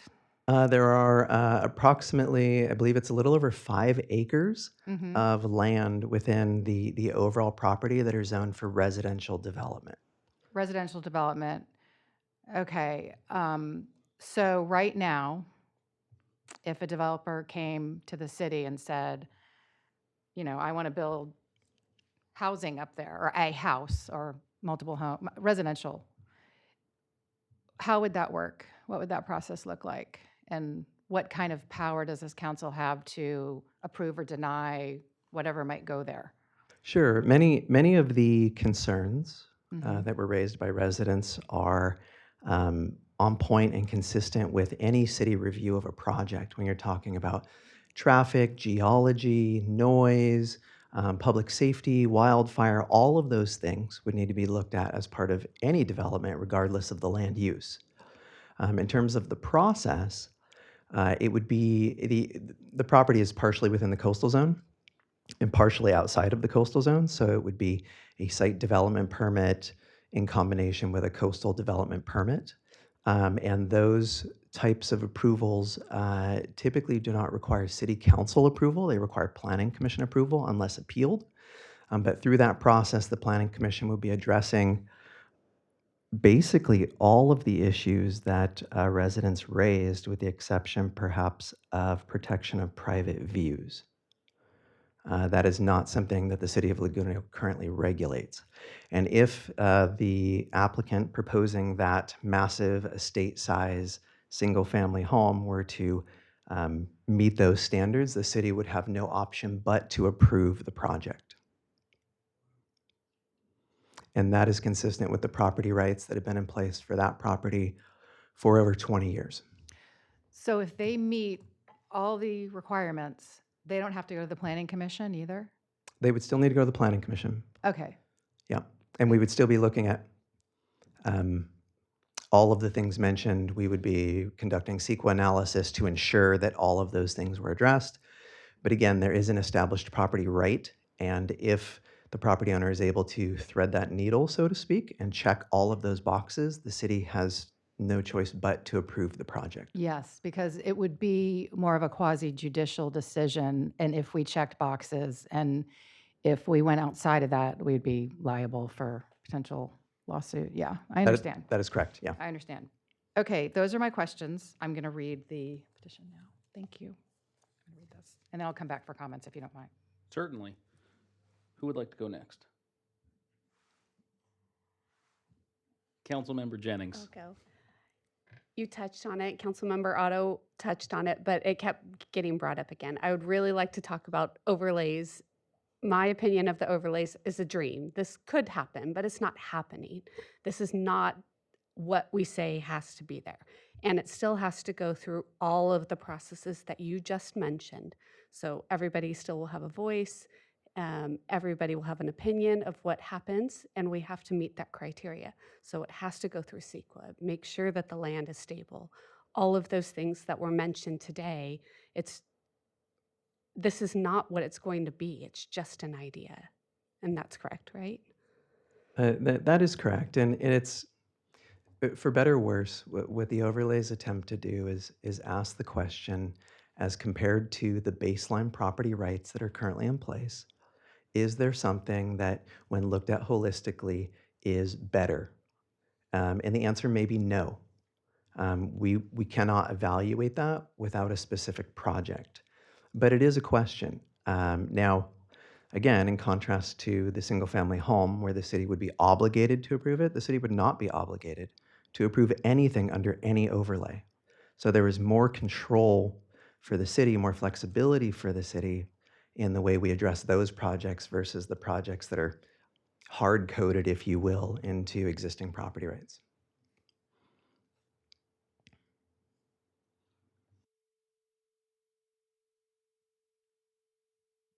Director Orduña, I have some questions based on the comments from the public.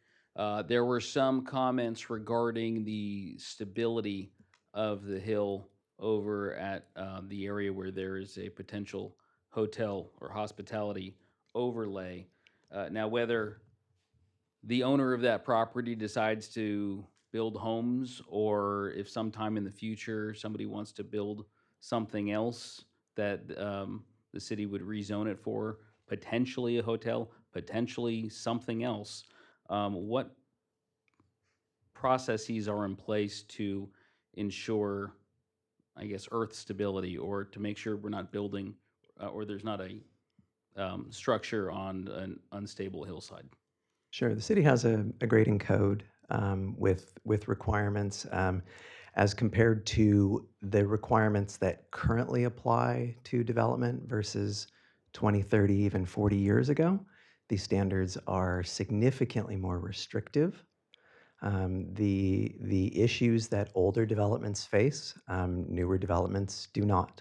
The technology is better, and also the standard that those projects are held to is significantly higher. That isn't to say that a potential developer would be able to meet that bar. We do not know. It is a very complex process, and it is not something that the city could undertake on behalf of a property without the specifics of a project. And so that's something that would be part of any submittal to the city by a developer. But it is very complex, very involved, and we don't know the outcome. So it may very well be that for many projects, all projects, that they are unable to get there, but we simply do not know. Okay, and I want to switch over to the Ziggurat area, or the Chet Holyfield area. That area is still owned by the federal government, correct? Correct. And I understand that there was an auction that occurred earlier this year, but eventually the outcome of that was canceled by the federal government, and we're kind of at a standstill right now, correct? Correct. And the city government has no involvement in the sale of that land, right? We do not have any influence over the ultimate outcome. It is a federally run process, and we are observers. Exactly. To ask Councilmember Otto's question a different way, nothing we approve tonight would prevent any development, and I'm just going to throw this out there as a hypothetical. Let's say a minor league baseball stadium. Nothing we do tonight would prevent the building of a minor league baseball stadium if we wanted that. Correct. Nothing would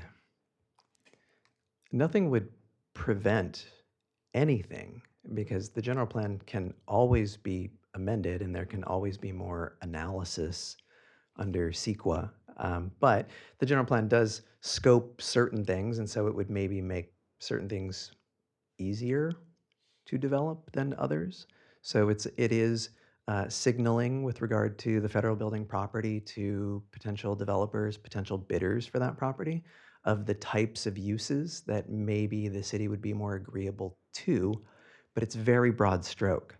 And so again, those conversations have not taken place. So we couldn't say for sure what will end up happening with the property. One of the speakers mentioned the potential and the need for a hospital.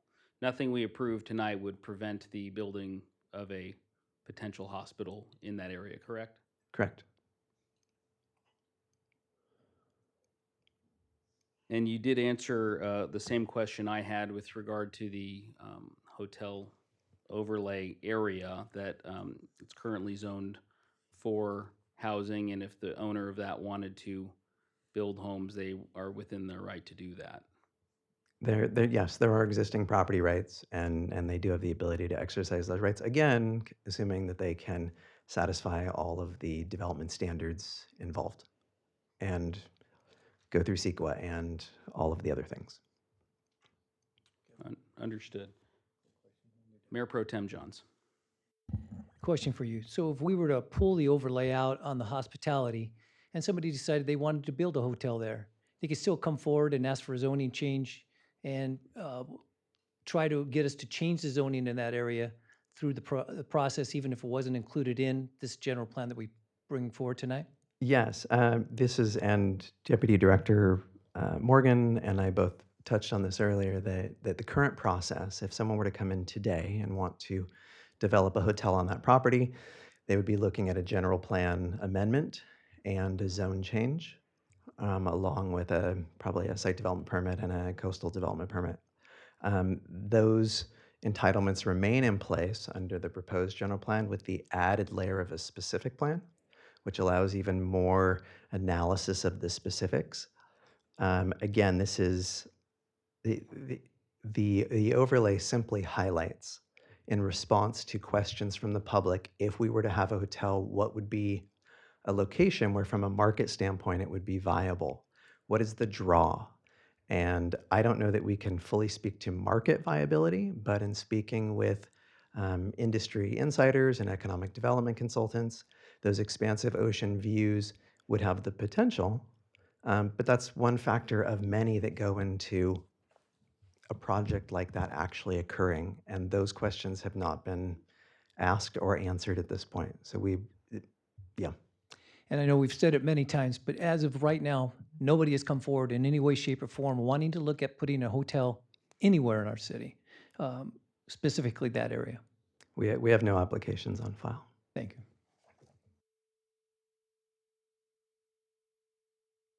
Councilmember Winstead. All right. I had similar concerns as my council member colleagues and struggle, and I guess apparently the audience as well, struggling with what exactly is an overlay. And your repeated attempts to explain that, and Councilmember Jennings saying, okay, well, this is something that's like hopes and potential for that site. I guess what I'm thinking of is, and please correct me if I'm wrong, but I'm just trying to get it straight in my head, that the overlay, first of all, the determination of having a hospitality overlay for that site was in part the result of public outreach, because personally, I remember people saying that we need a boutique hotel in the city. For years, people have been saying that. So it's in part that, but also looking at potential places for that boutique hotel, and then just finding, okay, what's the potential highest and best use of property? And is that how an overlay is just kind of the highest and best use of a property? In the case of the hospitality overlay, it was simply an answer to a question that has been asked, as you said, by city decision makers and members of the public over the years. If it was going to happen, you would need some of the characteristics that the two sites identified have. It doesn't go beyond that. It doesn't speak to all of the other challenges and issues that a hotel would face. It doesn't even speak to the potential use compatibility issues that could occur, because again, a lot of those would be specific to a given project. Yeah. Where things are sited, the specific distances that they would be from certain things, the limits of grading, all of the other things. Is there a habitat bank that is required? Like there's so many different details of a project the general plan is unprepared to answer, which is why there is so much process that would be required for anything moving forward. It is, however, an answer to the question that has been asked, and whether it's this council or a future council, it's information that lives in the record, so that if future decision makers ask that question, it is there for them to understand that that analysis has occurred. And that really, when you look at the rest of the city, with the exception of maybe the Chet Holyfield Federal Building property, the likelihood of a hotel is very low.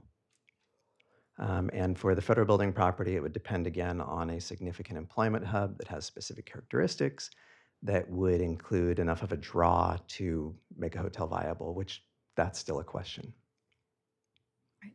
Yeah, I was just thinking that with regards to the Chet Holyfield site, clearly development standards have been met there because it has been constructed upon, whereas the hillside development standards haven't been met in the past, which is why it's still open space. But it's not zoned as open To be clear, it's vacant. Yeah. But it is zoned for residential development. At least 5 acres of it is. Yeah, it's not open space. It's not open space. It's not open space. A portion of the hillsides are, but the more level area at the top of the ridge line, similar to the residential neighborhood built directly above it on the same ridge line, Yeah. even higher up, it's the same condition. Thank you. I appreciate the explanation.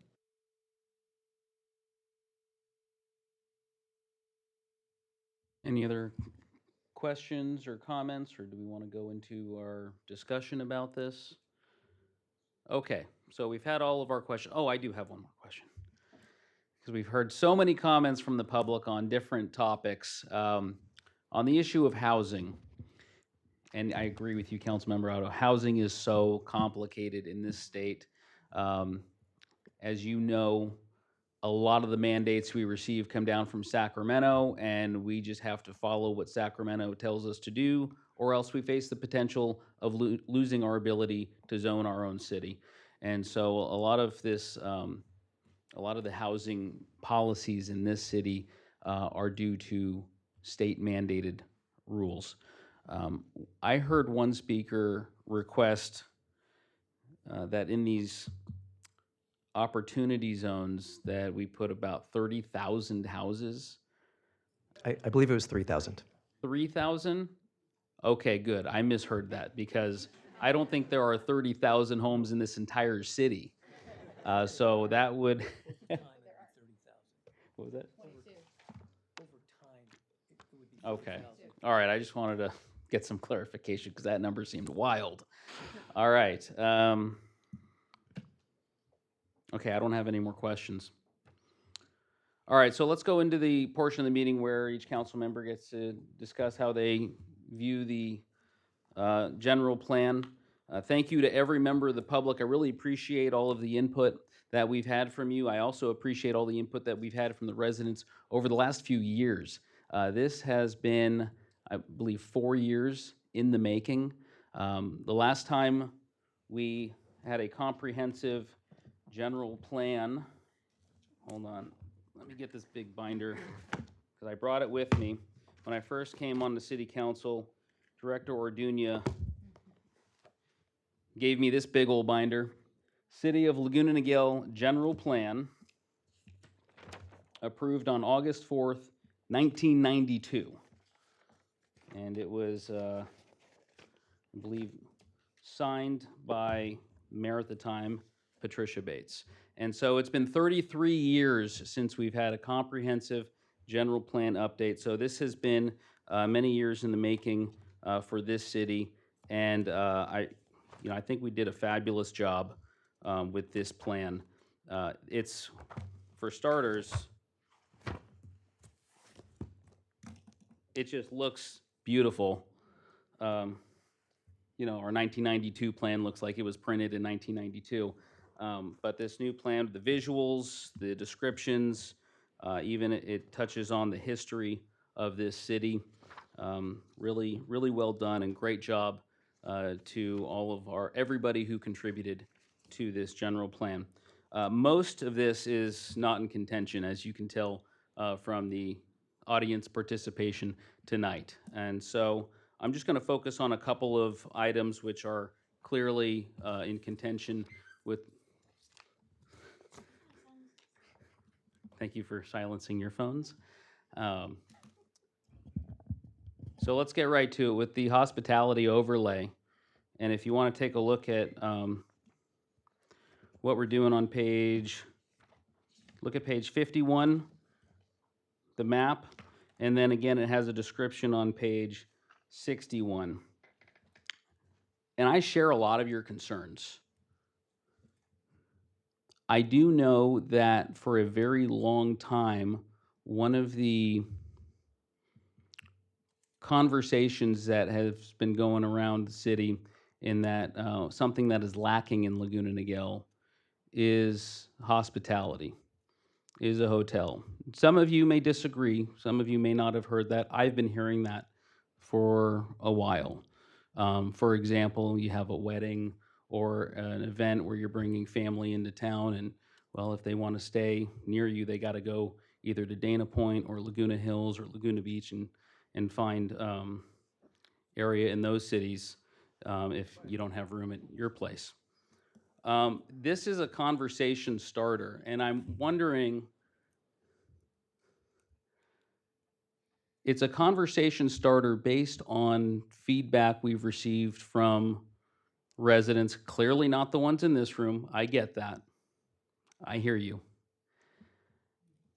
That there should be some areas identified with potential.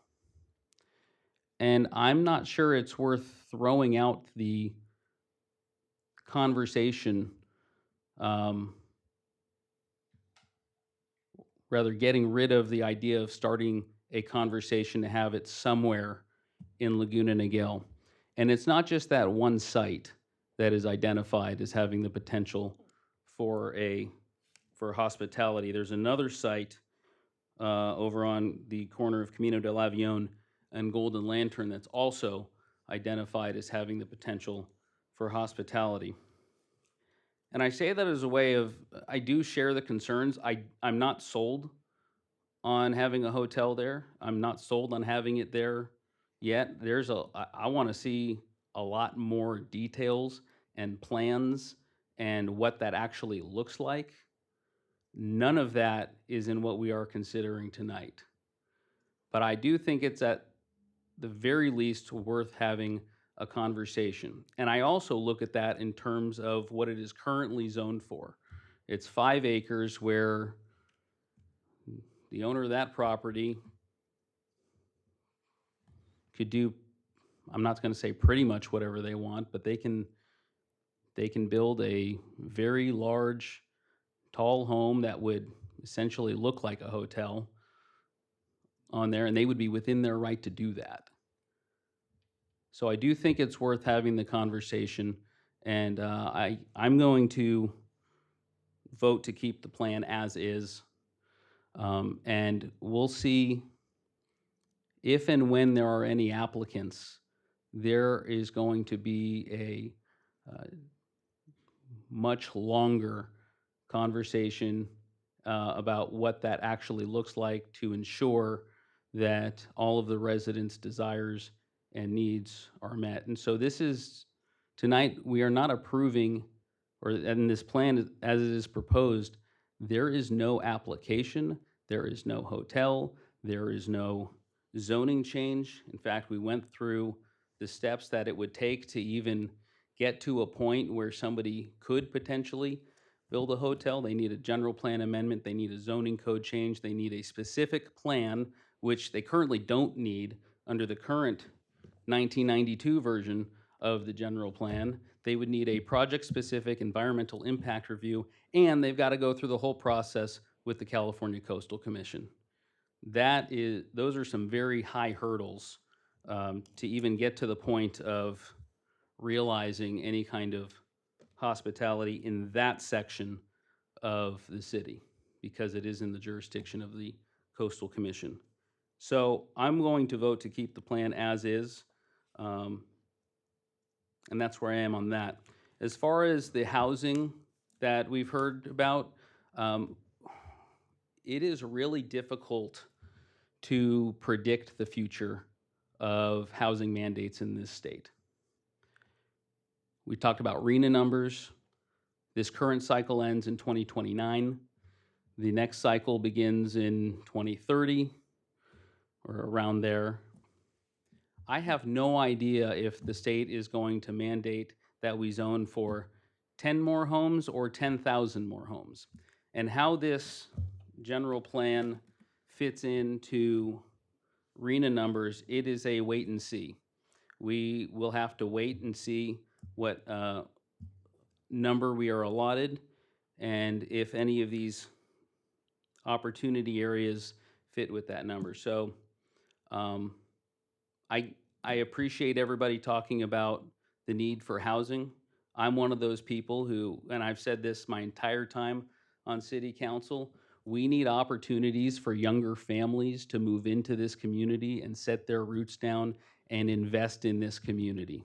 That's how I grew up in Laguna Niguel. That's how I want my family and future families to set their roots here and thrive in this city. And so I think this addresses, it preserves the character of our community while also responsibly planning for the future. And so based on that, I am going to vote to approve this general plan. Thank you. Councilmember Jennings. Thank you, Mayor. So tonight marks an important milestone for Laguna Niguel. The general plan is our city's roadmap, our long-term vision for how we grow, how we protect what we value, and how we ensure Laguna Niguel continues to thrive for generations to come. This update reflects years of careful work, collaboration, and thoughtful engagement from residents, businesses, community partners, and our exceptional city staff. Our community made it clear that Laguna Niguel's character, our neighborhoods, open space, safety, and quality of life must remain at the heart of every planning decision. This general plan honors that commitment. It balances responsible growth and preservation. It modernizes our policies while keeping our community values front and center. And it positions us to meet the needs of a changing region without compromising the things that make Laguna Niguel so special. I want to thank our consultants, our wonderful staff for their diligence, professionalism, and transparency throughout this process. The extensive public outreach, the numerous workshops, and the responsiveness to community output have been outstanding. This update is stronger because our residents' voices helped shape it. As a city, we face new challenges and new opportunities. Housing requirements, mobility needs, economic revitalization, and environmental stewardship. This general plan gives a clear, thoughtful framework to address those issues proactively. So we must continue as a city known for safety, stability, and exceptional quality of life. I'm so proud of this document, and I support the update. I'm confident it will guide Laguna Niguel with clarity, responsibility, and vision so we can focus on tomorrow together. Thank you. Thank you. Councilmember Winstead. Thank you, Mayor. I have heard the comments of the community. I've read the minutes of the Planning Commission meeting, read the comments of the people who spoke there as well. And I've heard you, I've heard your concerns, and expressed those concerns with staff and gotten reassurances and explanations. And thank you very much for clarifying some of the terms because it is confusing. There's some things about this general plan that I love. I like that there's the going above and beyond and including the economic development and public facilities and services elements. So thank you for doing that. Economic development is crucial to ensure a vibrant economy and fiscal resiliency for Laguna Niguel's future. And the policies enumerated in the general plan help ensure this. And public facilities and services help ensure that residents of all ages are active and engaged in our community. And engagement is important, as we can see right now from the audience, because it gives people a sense of belonging, it strengthens community bonds through increased trust and communication. I, for one, have every intention of living here for the duration of the lifetime of the general plan. And I don't want to look back on this meeting and regret the decisions that I've made today. Any development of any property needs to be thoughtfully done. And I think the general plan definitely does that and provides flexibility. I'm an attorney and a planner by trade. That's my profession. That's what I do day in and day night, or day in and day out. And the one thing that I strive for when I write plans is to ensure flexibility to account for changes in circumstances. And that's what the general plan does. And plans can and do get amended when needed, when the circumstances see fit.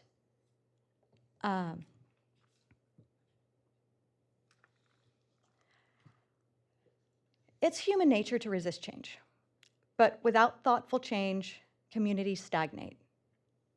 The general plan helps ensure that any changes that are made in our city are done in a thoughtful manner and help improve the quality of life of everyone that's in the community now and in the future.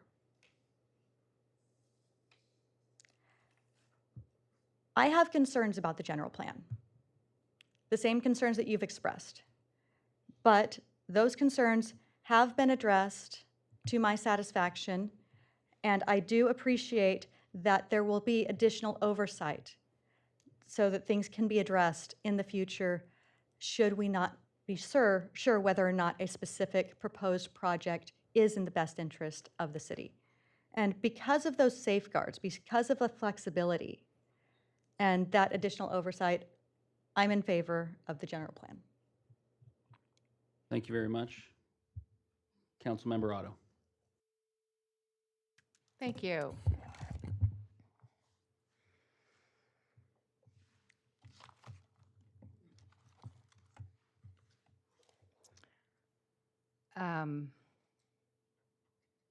I want to address the two comments, and then I'll go into my general feelings on the general plan, the two issues. I'll go to the housing stuff first, and that is in our general plan under LU policy LU 1.4, diversified housing options. Support a diverse range of housing development options and densities, ensuring that residents across income levels, age groups, and those with special needs can live within the community. And that means that you can come back when a project comes before us and you can say, hey, guys, you passed this. You said that you were going to do this. And I feel good that that's in there, and that makes me feel comfortable. I also know that this plan does provide control and flexibility. And I know that when we leave things a little bit open, we keep the conversation going. We keep the conversation up. We want to bring people in to be a part of Laguna Niguel only if it's what we want. And that's what this plan says. This plan says, come knock on our door. We'll open the door. We'll hear what you have to say. If we don't like it, we have the ability to shut the door. And that goes with both these projects, both these big issues here. I wouldn't approve this tonight if I thought there were no outs. There's like 15 outs on all this stuff. There's a lot of outs. Don't quote me on the 15 number, okay? There's a lot of outs. And I'm a little bit concerned, I'm gonna jump around back to the hotel issue. I'm a little bit concerned about the current land use designation. And I'm wondering if I get more control with this on that property.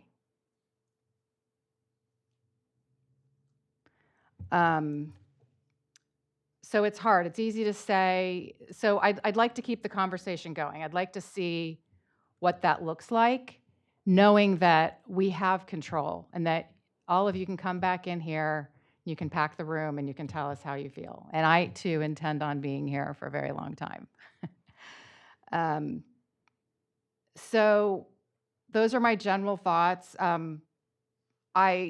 This plan, this is a big moment for our community because this hasn't been done in 33 years, right? We've never updated our general plan. And it's welcome in terms of finally being able to put something out there. Like the mayor said, it's, you know, our general plan right now is 33 years old. So this has been a momentous project for our staff. And I congratulate you, and I congratulate all the people that were involved here. And I love that what our guiding principles are, and that is to have a thriving community. And I, as one, always want to listen to the community, and I always want to put Laguna Niguel residents first. You know, and that's why when I campaigned, I specifically said I'm not going to take developer money because I want to listen to what people say, and I don't want to have that messing with my mind, right? And I've upheld that value.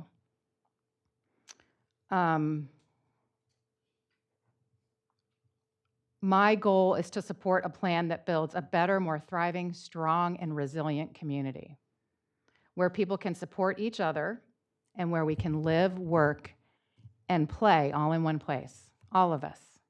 That's the goal, right? That was actually the original vision for Laguna Niguel. There were supposed to be more jobs in Laguna Niguel. That's why I love the economic development component. I do support bringing more jobs into Laguna Niguel. We've lost jobs when the federal government has basically packed up and gone. I support having jobs in the city. I support having senior housing and having a place where our young people, I have 2 kids in college right now, right? So I get it. I want them to be able to come back here. And so, and it's kind of personal, you know, I lost my mom when I was young. I've outlived my mom by like about 5 days right now. And I didn't have my mom didn't see me walk down the aisle. And I'm bringing this up because I didn't have any help with my children. And I think it's beautiful to have a multi-generational community where you can all be together and you can all help each other. As our parents age, we want to help them. Grandparents can help their kids raise their kids. And that's a vision that we all want to work towards and we all want to be a part of, I think. And so I think providing the jobs and providing the housing in some kind of balance would be the perfect community, right? And that's what we're all striving for. And I think this general plan keeps it open, understands market forces, understands state mandating laws. It takes all of that into account. And that's a lot of stuff. It takes a while to get that and understand how all that works. And we're all still figuring it out. So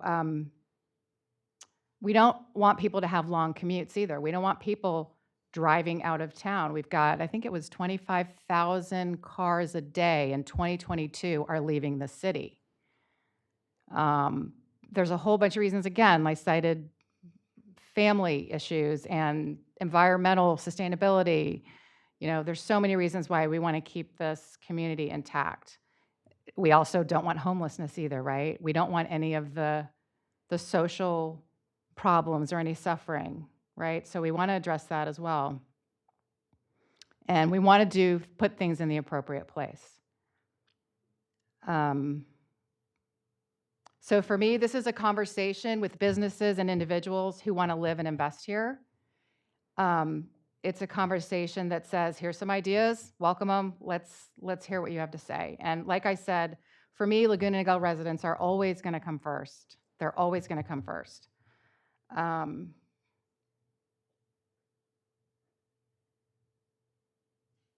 wanted to just make some lighthearted comments on what else this does and just some high points, like protecting our scenic corridors. So when you drive down some of our main thoroughfares, it looks nice and it looks attractive and we can maintain those property values. I think that's important. We're lifting up active transportation. We're addressing more bicycle parking. We're addressing active transportation and safety for cyclists. We're encouraging the integration of public art, right? We've studied water. We've said, hey, does this plan support our current water infrastructure? And it does with current proposed plans like the Oasis project, which offer recycled water through Wilton Niguel Water District.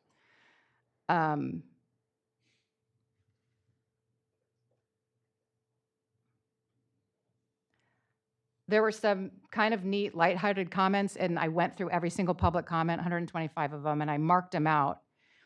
And what I found was that more people, and I specifically looked at just residents, wanted housing than didn't, than were like absolutely against development or housing. There were more people that wanted something. There were people who wanted rooftop dining or nightlife, and someone wanted a jazz concert into our summer concert series. So I think we'll be having all those conversations with staff on all those comments that people made. And I want to address the environmental sustainability. I really appreciate the leaves next to each item. If you're environmentally concerned, there's a leaf next to some of these things that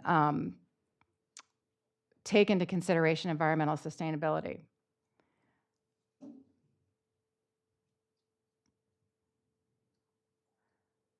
So I'm looking forward to the ziggurat. I want to address that a little bit. That property offers so much potential. And as I said,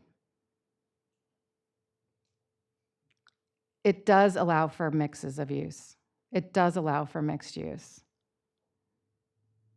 And I'm really looking forward to the federal government restarting the auction so that our city can move forward for a great project on that site that includes job creation and housing. And those are my comments. Thank you, Councilmember Otto. Mayor Pro Tem Johns. Thank you. I appreciate everybody coming here tonight and speaking how you feel, where you belong, where you are on this issue. And I truly listened to every one of you. I moved here 10 and a half years ago after I retired from my law enforcement career. My wife and I were both law enforcement. So the person who was stopped today and said that they were very nice, I hope that I was the same kind of law enforcement officer, very nice if I stopped you. But I too couldn't live in this neighborhood as a young adult with children. I had to wait till I retired. I'm going nowhere. This is where I chose to retire.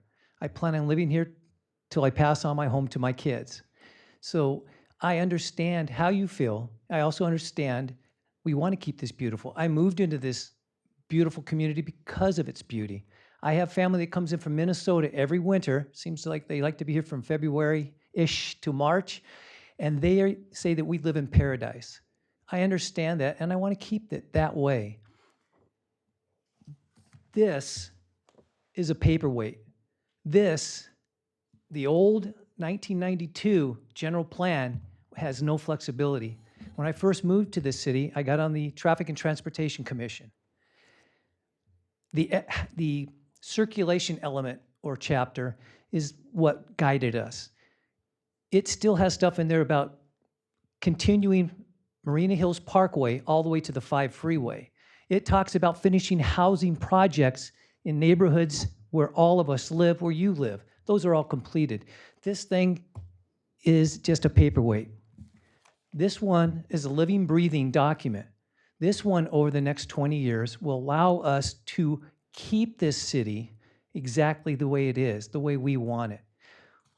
One of the first things I said to Director Oduna when I met with him with regards to this new general plan was I wanted to make sure that we were looking at places that we could put housing for young families, professionals that were trying to raise their children like I did when I couldn't live here. I had to work my way up from a 3-bedroom, 1-bath, 1,100 square foot home in 1978. That was my first house. And I worked my way up to a point where I could finally, in retirement, live here. I don't want that to have to happen to these young officers in the back. I'd like them to have a place here where they can live. And I made that very clear, and this is part of this new general plan. As Director Oduna said tonight when I asked, even if we pull out the overlay out of this, they still can ask for a variance and ask for a zoning change. That has absolutely nothing to do with whether a hotel is built here or not. We, the zoning, the directors, we make that decision, not this plan, not a developer. I'm not in the pocket of developers. I'm in the pocket of making sure that the residents of Laguna Niguel are able to have an area maintained just like it is now. And this general plan will do that. So I'm 100% for this, and I'm 100% for you, and making sure that we keep this city as beautiful and quiet and peaceful as it currently is. So thank you. Thank you, Mayor Pro Tem Johns. And since we've all had a chance to speak, I will go ahead and move to approve the staff recommendations to approve the general plan, seconded by Mayor Pro Tem Johns. Members, please vote. Ladies and gentlemen, after 33 years, we finally have an updated general plan. Thank you very much. That concludes our discussion item for this evening. The meeting is adjourned at 9:13 p.m.